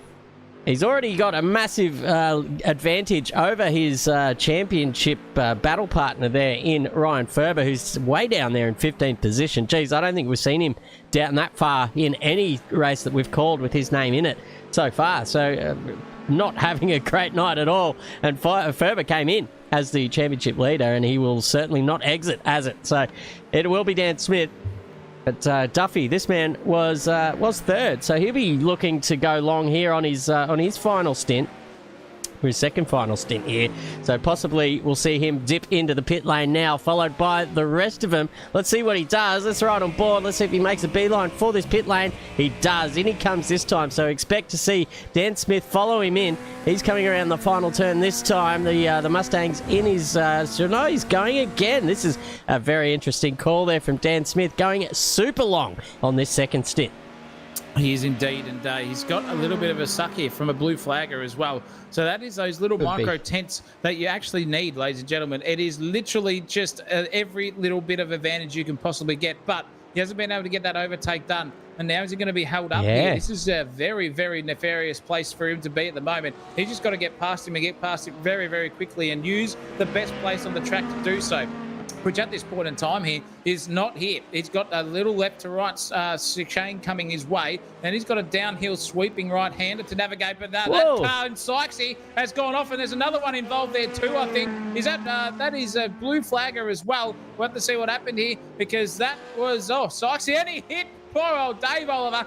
Goodness me, that is not the Melbourne Cup run you want to have. He thought he was on the race winner. He was Dave Oliver, but he got the bloody front runner, and that was all she wrote. And the pace setter's out. Dan Smith is now setting the timing towers alight here. He is firing his way through this racetrack, going long, long, long. 26 seconds is now the gap between him and Son of Mark. So Son of Mark going to be able to pip him in a pit lane strip special. Or is this going to be the undercut and overcut, of the century here from Dan Smith and come out in front? If he's got the old fuel-saving techniques going on, Chriso, by that time he started in the first lap and just pulled over, I reckon he saved himself about 3 litres just doing that and letting the field go by. Yeah, he went 17 laps, as you can see, in his first stint. It was Dan Smith. So went one of the longest, and he's going to go again. He's on 17 laps this time, so this will be it. I suppose he'll come in this time, surely. Yeah, that's right. So 17 laps, he was able to squeeze out of that fuel tank. Matt Webber was 16. That doesn't seem right. And 16 for the second one. I don't know. Trust. Does that make sense to you? Not to me. Anyway, trust your instinct. Yeah, we'll get rid of that one. I'm sure Dan Smith went around at least 2 or 3 laps more. But where's Webber on the circuit? He's going to absolutely eclipse him here big time. The gap was about 20-odd seconds before they came in. So we'll get that up. We'll get the gap to the leader graphic up here and just see how far these guys are behind here at the moment. Dan Smith sitting in the pit lane. Kobe Marshall will overtake him now. So he'll get back up to P2 on the track. Beautiful stuff. Warren Baker says he's empty and ready to go. I think you know what I was talking about too in that one there too. The old Italian stallion. Yeah, absolutely. It was Wayno. So you've got very similar names. Red wine's flowing here. Circuit side at Mugello.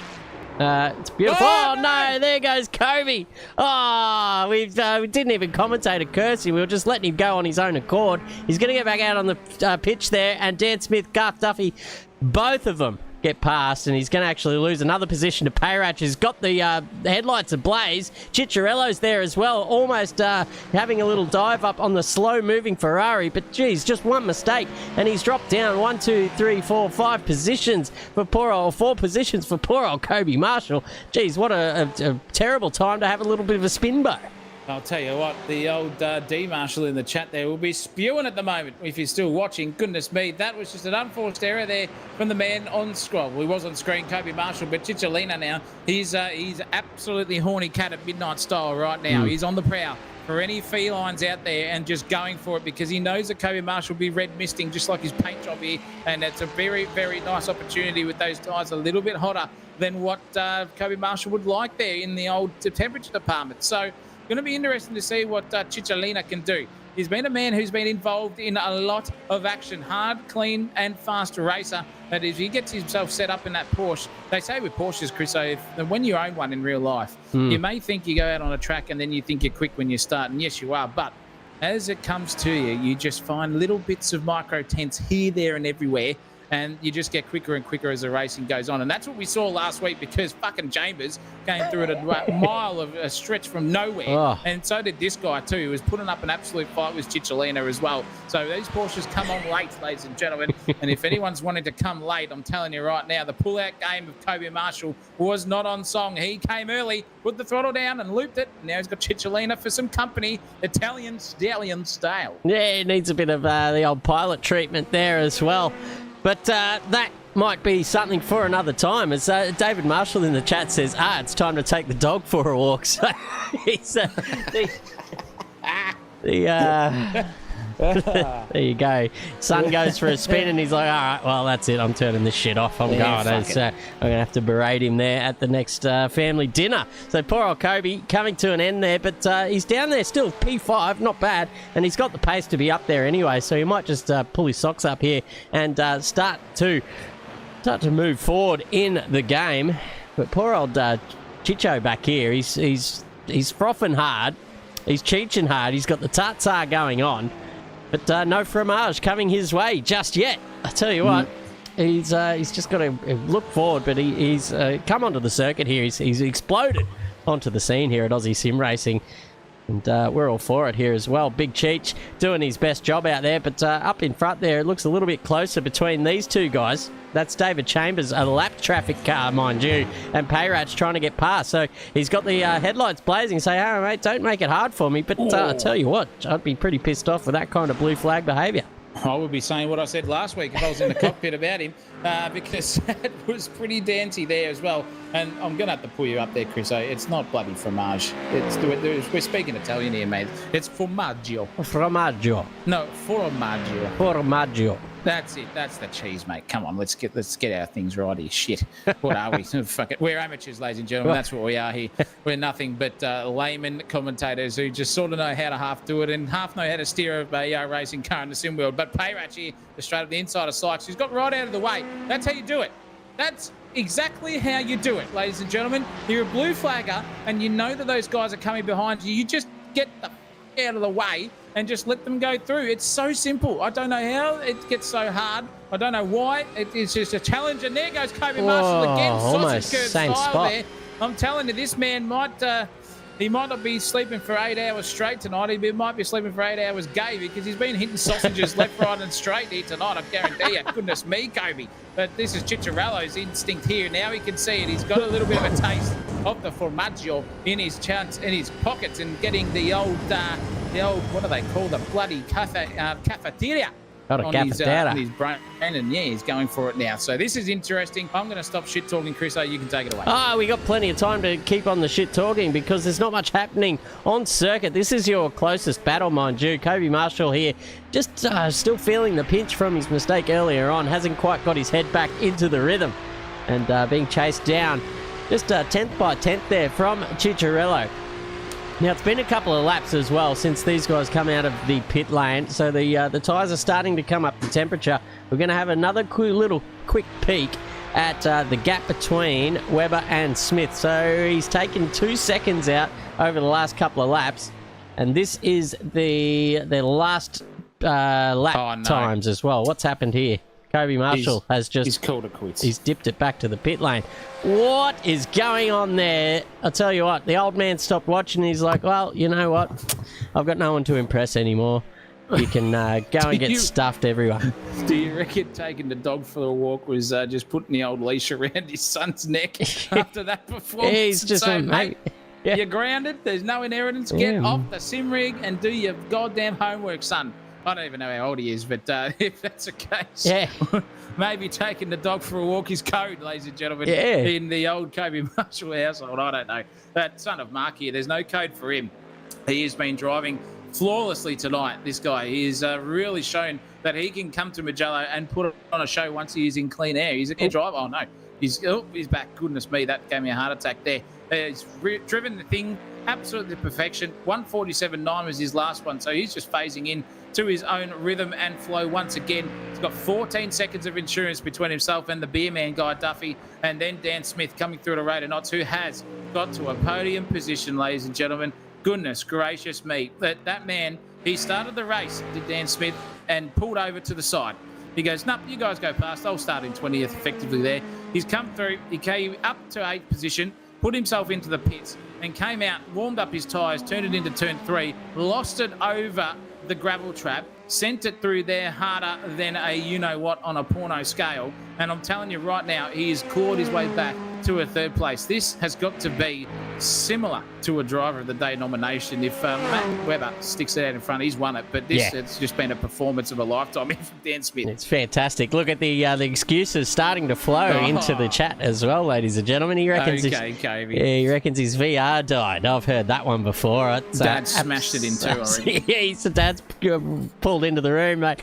Oh, I'm so disappointed. No, I'm not even angry at you, Kobe. I'm just disappointed and just reefs the bloody Ethernet cable out of the back of the thing and says, yeah, cop that, you bastard.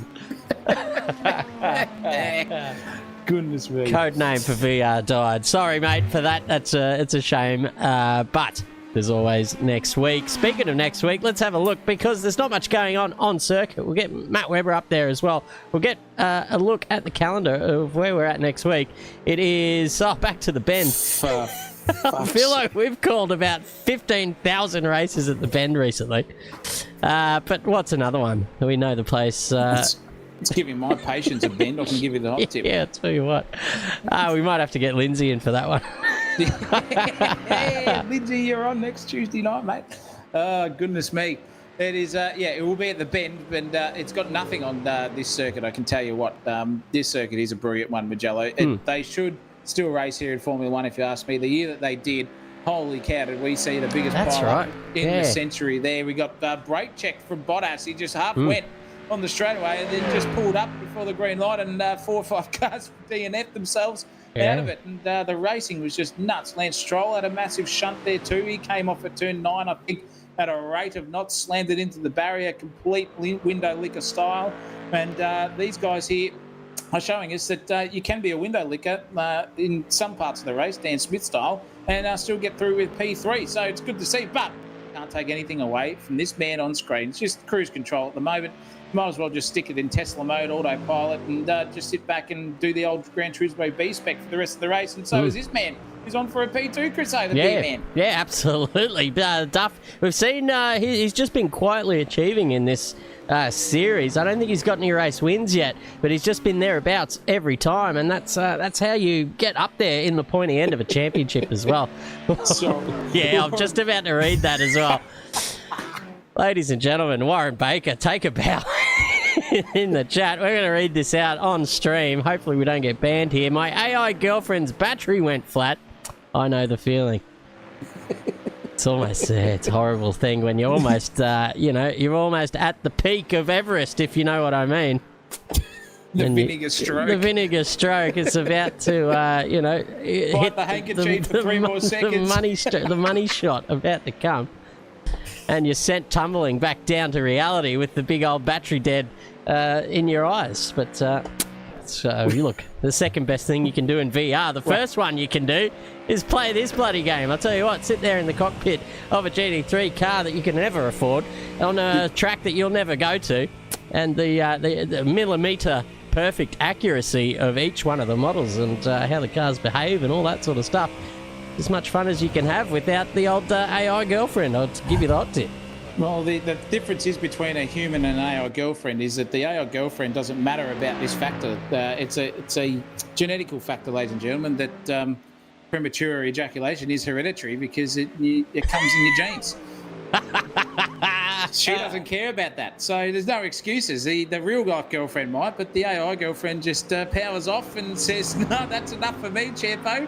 And you can just go and blue ball yourself into oblivion. And at the moment, it'd probably feel like blue balls here for Garth Duffy because he's in second place and he's got that man coming right behind him. Double entendre there, ladies and gentlemen. And if he's getting some blue ball action here, he's about to get some red hot rimming from Dan Smith coming through at a rate of knots here. He's 2 seconds behind him and he's ready to go. He's fired up. He's got the blue pill. He's coming through for P2 of Garth Duffy. And the shit is just flowing out of my mouth here like liquid bloody excrement. Yeah. And that's it. That's all right. That's fine. We're being egged on as well by Warren Baker in the chat. And he's just adding to it as well. He reckons he had the curtain in his mouth ready for the wipe. Goodness me. Goodness me. I hope you're renting because that's the best way to do that, ladies and gentlemen. There's a big old FU to the to the landlord. No kids. Fair enough. No, you've got the house to yourself. Do whatever you want, mate. That's what it's all about. Dan Smith, however, is just taking chunks out of this lead. He's 13 seconds now off the pace of Matt Webber. Let's see where he is. He's just there, so he's not far off Garth Duffy as well, actually. You can see him just there entering the straight. This could be a little battle for second position coming up in no time. I have to say, I think Webber's done enough here. He's home and hosed, barring disaster. Even on pace alone, I don't think Dan Smith can get there, but he's got to get through this man on your screens as well, and he's not a hard man to get through. Oh, sorry, not an easy man to get through. Jesus, all this talk about being hard and all that, it's just crept into my vocabulary.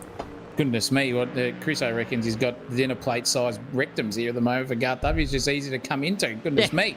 Peter North style, yeah, exactly. What is happening in the mental of inject some talent, so to speak, ladies and gentlemen, for Garth Duffy. But it is right now, it is on like Donkey Kong because this is now within 2 seconds, ladies and gentlemen. It's 1.9. And it is literally on like Donkey Kong here for this man. He needs to get himself and settled in and just go for it because there is an infiltrator into the commentary box. Yeah, and we need to get him out. Mute him. There we go. He's muted. Get rid of him. He's gone, and it's not Rabs. It's the wrong infiltrator into the commentary box. Kind of glad that actually happened there, ladies and gentlemen, because I usually get knocked out when the big Rabs Warren comes into the stream and just dead set poleaxes me.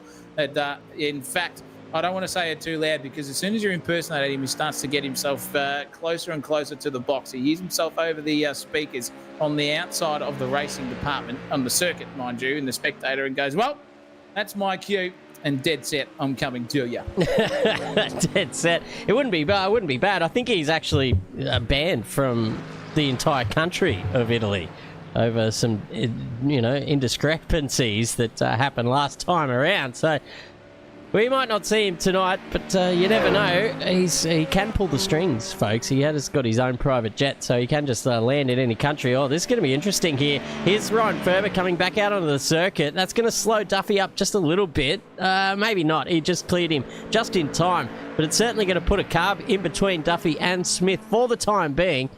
I mean, Ferber knows what he's doing, and he knows he's a lap down here anyway, so he's not going to make it too hard for Smith to get past. He might even actually help him along with a little bit of the old suckage as well. So, absolutely brilliant stuff.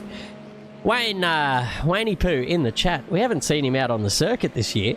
He was racing last time, I believe. Says some really intelligent racing, brilliant, as opposed to the commentary. So thank you very much, Wayne. 420. Absolutely, and I cannot see a thing there. Oh, of course, yes. Sorry, it's bloody gone. I had to get rid of that young man that popped into the commentary box. Wasn't even Rabs. Get rid of it. Oh no! What's happened to? Oh, that's Ferber letting through. Jeez, yeah. Louise had a heart attack there.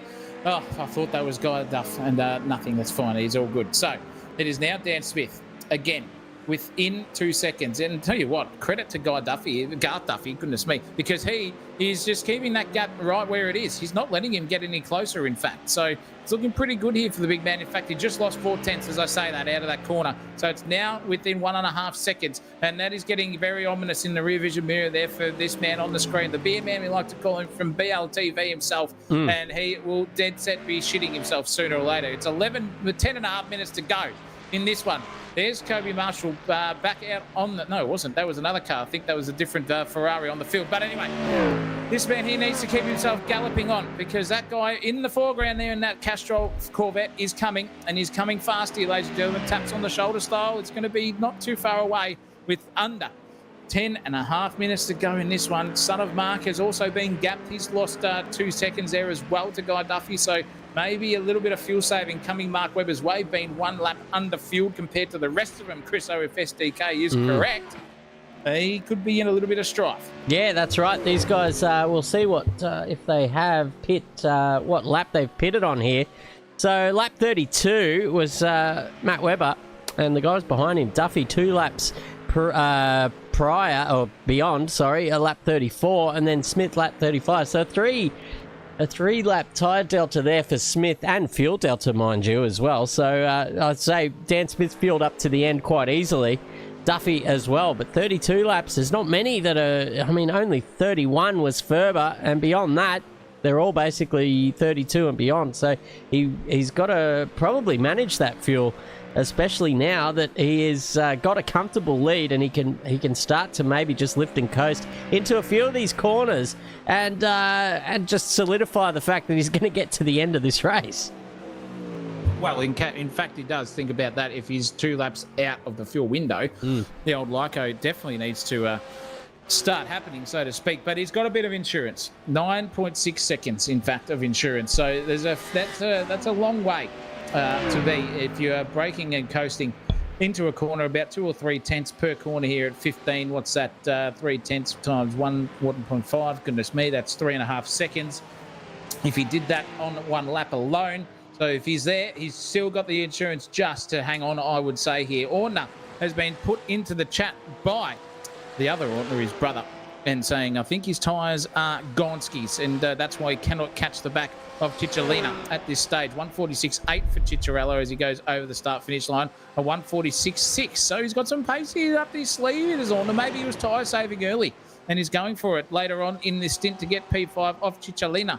This will be interesting, but it's still a lull in proceedings here for the rest of the field. They're all gapped within about 5-6 seconds of each other. There's some cars getting right out of the way. Beautiful stuff there as well. I'm pretty sure that was Brock Clark doing the job there in that Ferrari, getting right out of the way. But Garth Duffy here needs to start thinking about going maybe a little bit defensive here, because this guy is just too hard. He's like when an unstoppable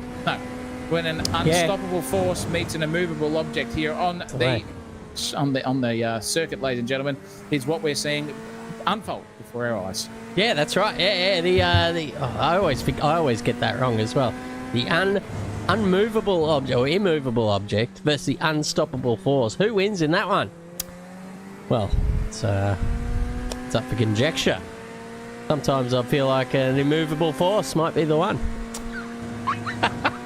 Okay. That's neither. Someone open a window in here. It's starting to get a little bit stinky here in the end of this one. It's 90 minutes, by the way, where we've got 7 minutes to go, just under. Cool, it's got him. And here we go. Yeah, Dan Smith, really nice exit there out of the final turn. We're going to see how close he can get here. Under brakes, we've seen this this move happen before. He'll fake to the outside and then duck to the inside here. He doesn't this time. He knows that he's got to have to work a little bit harder for his bread here against the Duff man. So he'll just stalk him here maybe for a lap or two or a corner or two. At least just wait for that window to open and he'll send that Corvette up the inside. Don't you worry about that. But since I said that, look, the Duff man's just turned on the afterburners and gapped him back out to about half a second. So his hands are full. He's met the immovable object, and the unstoppable force is going to try his hardest to displace him. But we might just be in a good old stalemate from here. Oh, could be interesting. If one error is all it's going to take here from Guy Duffy, and Dan Smith will be all over him like a bloody red rash in the Amazon. It's not the place to be. Just pressure point motors here for him. He's just got to get this one right. This is where we've been seeing people gain an advantage up the hill or lose a lot of advantage as well. And it looks like that that Mustang is a bit toey in the rear end here, Roman Sanders style in Italy. Goodness me, it's just nosing itself in and it's just dancing on that rear slip angle for sure here. So it is now a bit of a slow in, fast out method. And you can see the mid-track speed apex-esque there from Dan Smith is just where he gets the advantage in these downhill sweepers, and he's right on him right now. It's closer than we've seen it before, ladies and gentlemen, on that last lap. It's now within a tenth and a half here of these two, and it's Garth Duffy just having a little bit of a look, just pushing the throttle down as early as he can, trying to maximise his exit speed. Here comes the C8 Corvette, though, right in the toe. Is the wing strong or is it weak on that Corvette? Because there's a big hole punched in the air here right now for Mr. Dan Smith on Garth Duffy for P2. The dying moments of this 90-minute, 5 minutes and under left in this one. Is he going to go to the right? He will go again up the inside. No, around the outside, trailer park girl style. Can't get the job done now, but he's going to put the throttle down early and just try to nose and V his way out of that corner. Can't get it done here. Into the left-hand sweeper we go. Right-hand coming our way, and it's Garth Duffy holding off this man right behind him beautifully here. I hope it lasts for the whole race, because that will be a defensive masterclass here from this man, and he can show that he can battle with the front runners when his day is here. Yeah, that's right. It seems like he's got the skill and the pace across the entire lap to keep Dan Smith behind him at any rate. And then where he's really, I guess, vulnerable, and most people have been, is into turn one, where you've just got that massive suck down this big old long straight here at Mugello. But I'll tell you what, Duffy has got he's got all his ducks in a row.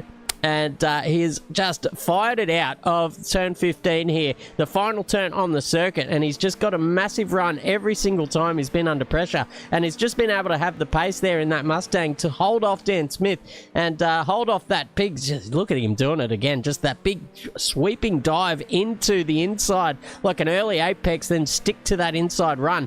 He tries to do that into turn one. We've seen him do it before, clawing his way back up to P3 after starting last, basically.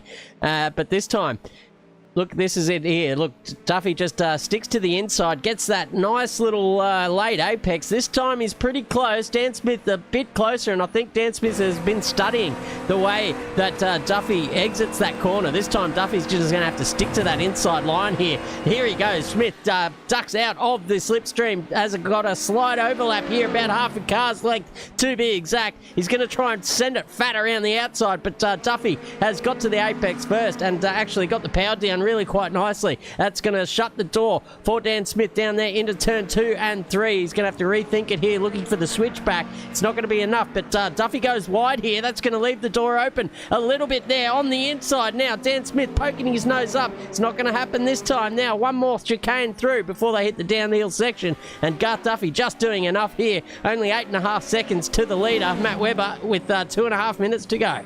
Well, this is a good little battle here, and the story is that there is some fuel saving going on there for Matt Webber out in front as well, but these two boys are just thinking about P2 and 3 themselves, and it's a cracking stanza here between the two of them. It's like jousting sticks here at the moment. They're just playing a game of fencing of these guys. It's who wins one round and who wins the next, and that's lap after lap, and it's great to see that we can have a bit of an entertainment here for the dying stages of this race. We've only got 2 minutes and 10 seconds to go, and it's all on like Donkey Kong here between P2 and 3. Has Dan Smith just given up the ghoster? Is he just going to fake Garth Duffy into a bit of some sort of false sense of illusion and just maybe come back at him hammer and tong style for this one. Now it's closing in under 7 seconds now between the lead between these two, and Son of Mark out in front.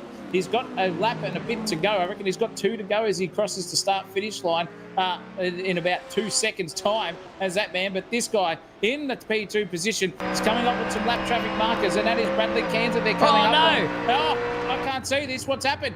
Oh, don't tell me. He is in the pits. That is disaster there for Webber. He has missed out in the fueling department and it's a black flag. Himself as dry as dry. Oh, yeah, he's got a that is speeding. It. That 2-lap difference, ladies and gentlemen, was all it took.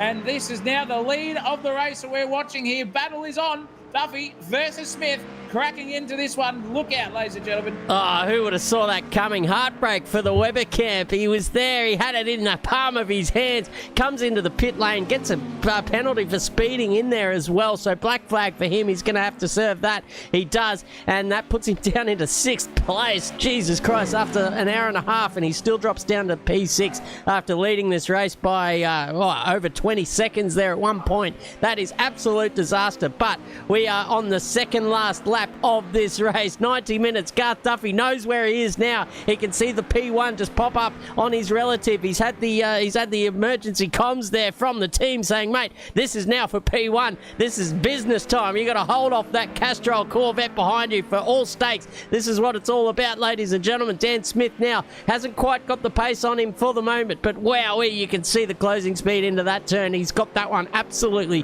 sussed out and ekes that gap back down under 3/10. He's very fast through this section. But this is where the move's going to come. This is where it happened last lap. It was Dan Smith getting a really nice exit out of the final turn. Duffy just doing his best to get his best exit out of here, and he does this time. He's a little bit further away, Dan Smith. I don't know if he'll be close enough to make a move, but there is still... No, this is the end of the race. How about that? Garth Duffy, they didn't give us the white flag salute. It's Duffy gets the win. What about that? It's a win from nowhere as well, handed to him on a platter. Ladies and gentlemen, how about that one, Zach O'Reilly? I was about to hand it to you for the final lap, but Jesus Christ, we all missed out on that one. Wow, what a job there. Absolutely beautifully done, and time to perfection there. These two on the screen. P1 for Garth Duffy. Well done to you, son. That is a beautiful drive, and absolute condolences to Son of Mark. Goodness gracious me, he will be spewing about that one, but it is Garth Duffy who takes the win, and he only held on by 0.2 of a second to the ever-clawing back Dan Smith there on your screen right now.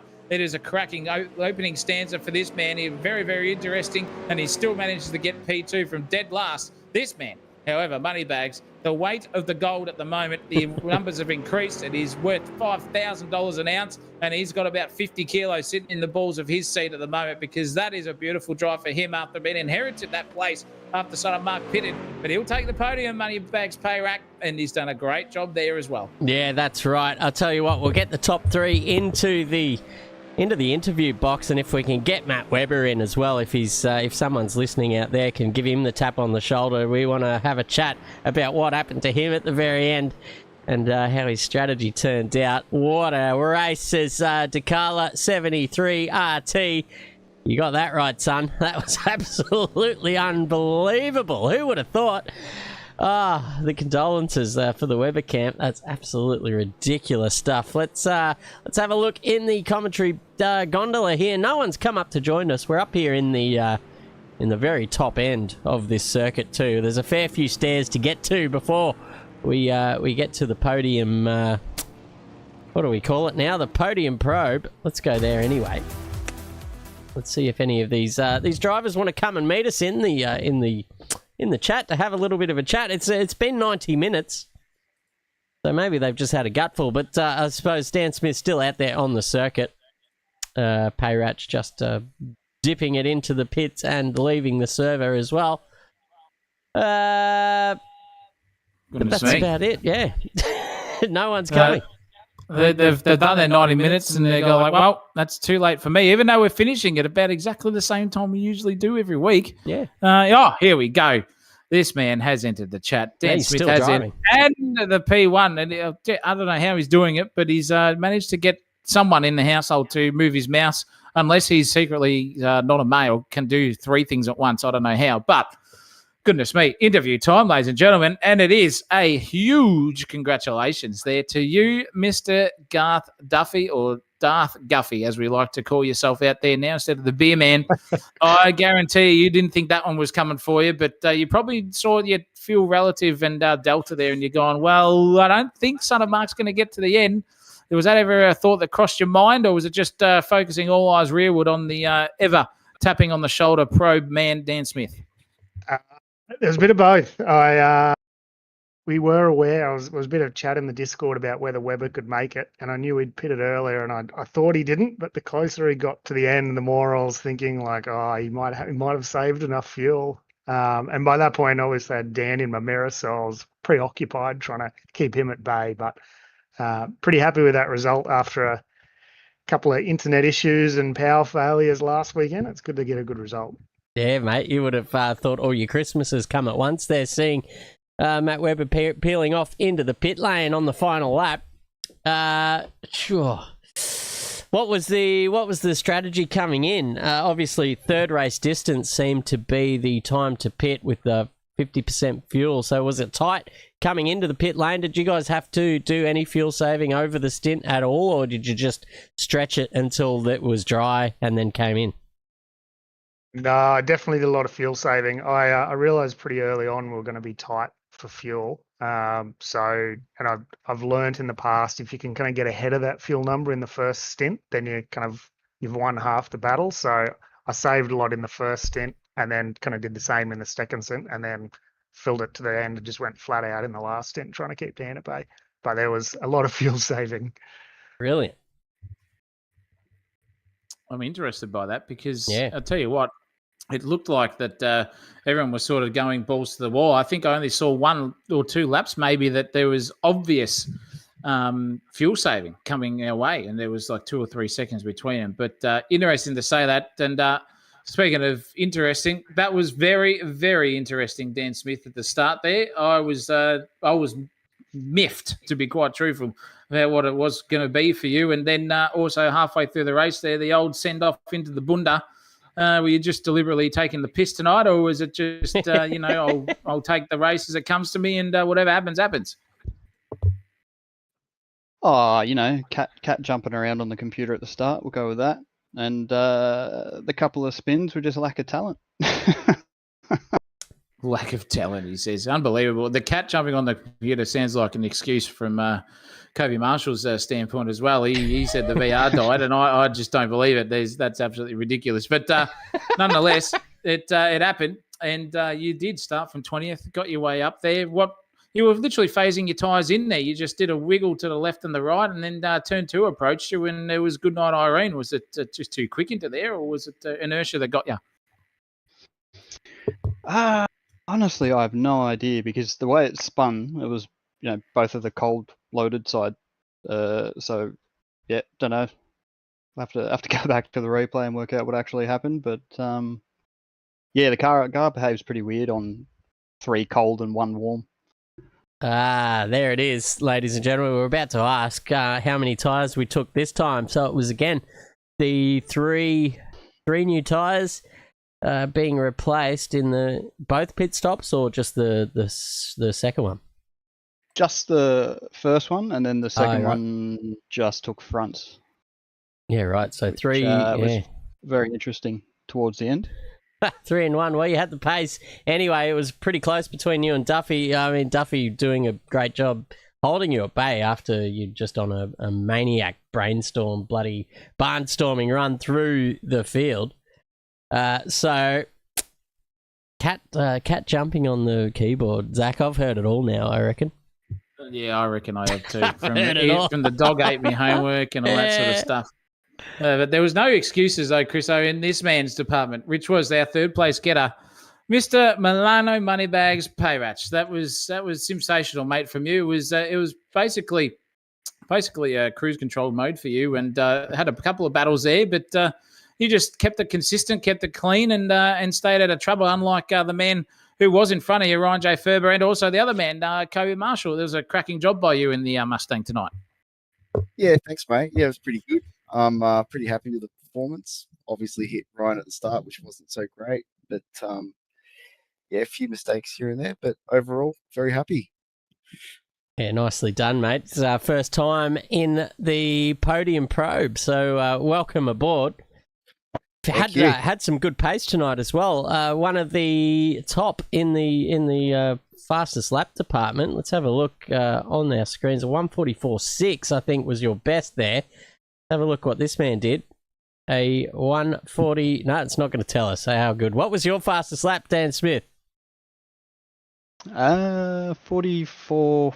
4, wasn't it? No, you're 5. Oh, there you go. See, not far off the pace of the big man, and that would have been the second fastest of the best of them anyway. So, what's happened tonight? You've come out firing here at Mugello. Is it your favourite circuit, or you just did a bit more practice this week, or what?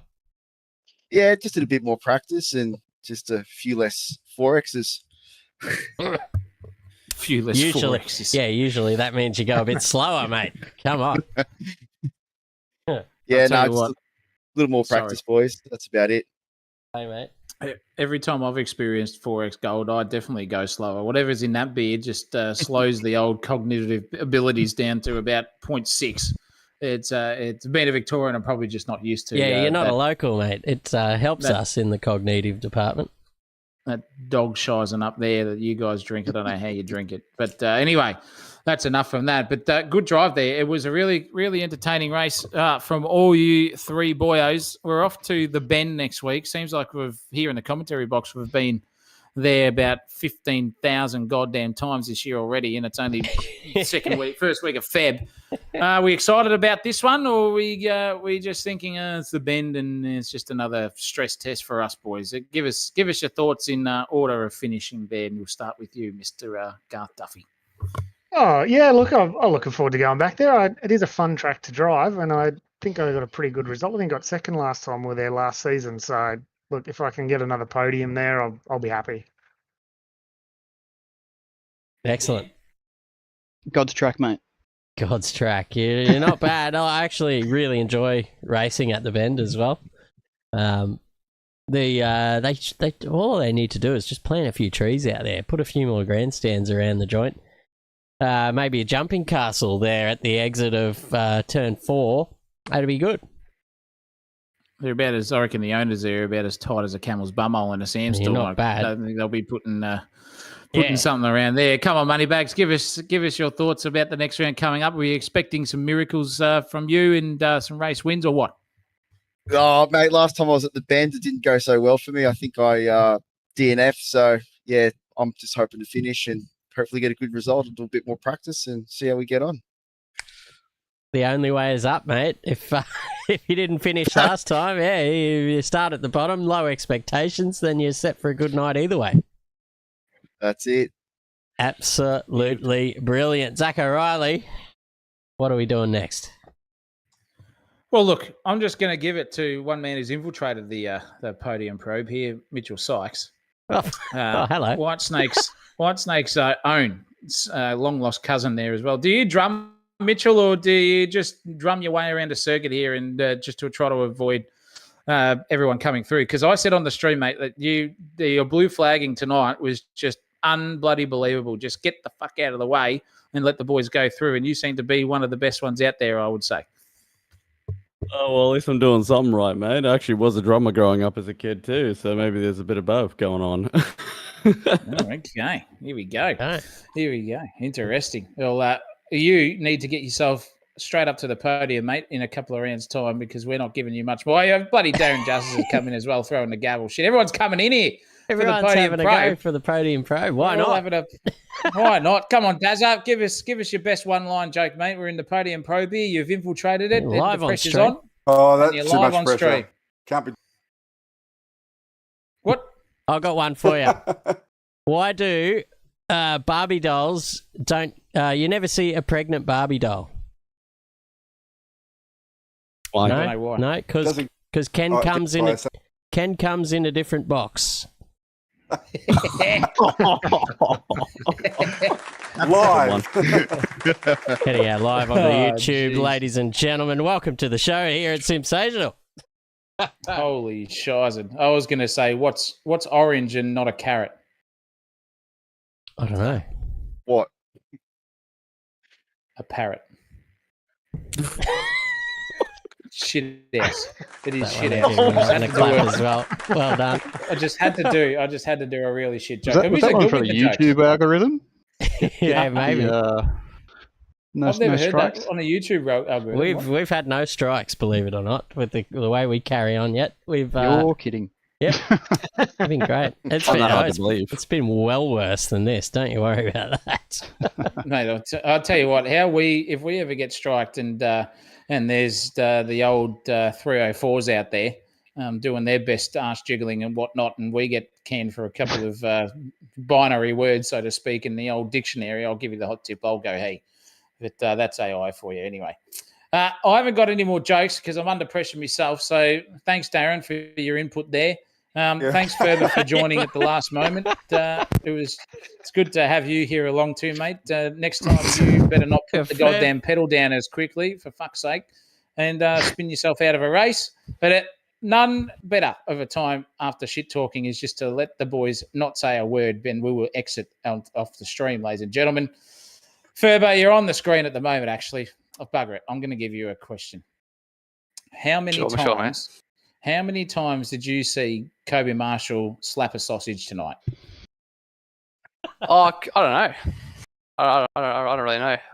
All I know is he was annoying, but he was doing well defending, so fair enough to him. Yeah, actually, that was a cracking little battle. Sorry, Zach, there was a cracking little battle that's just on your screen at the moment between yourself, Kobe, and Moneybags behind you there in the early phases of this race, and it looked like Marshall was just defending to hell and high water. So was the blood pressure up there a little bit, the same colour as his car there for a little while, or you guys friends off the circuit? No, the blood pressure was rising, but I just kind of conceded, and yeah, no, it wasn't a good race. Nah, I'm happy it's over. So yeah, it went. What's next week? We're at the Bend next week. We're at the Bend. Okay. So have fun there, putting the throttle pedal down early and looping yourself out of contention of a race. That'll be good. Maybe don't do it at turn 3, I think it is, up the hill. Yeah. But enough shit talk here, ladies and gentlemen. I got one more joke. It's a story joke. Finish it, says Warren. Bit of shit, yeah.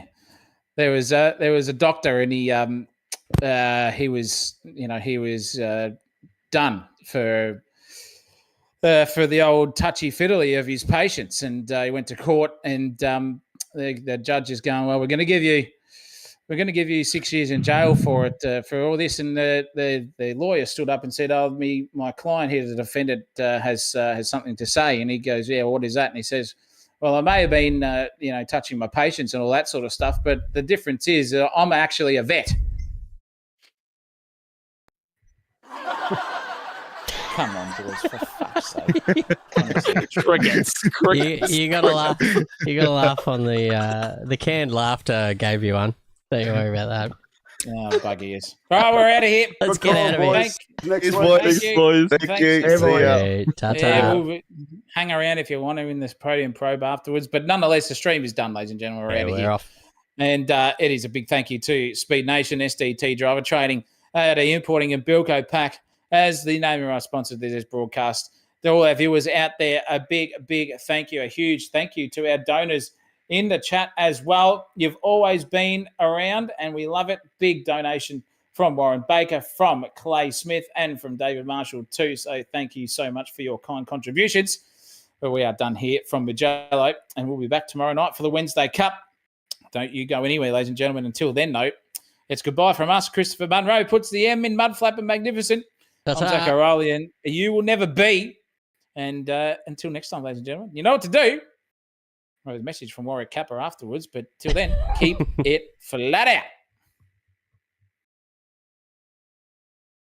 Sensational TV YouTube channel. Don't fucking miss it.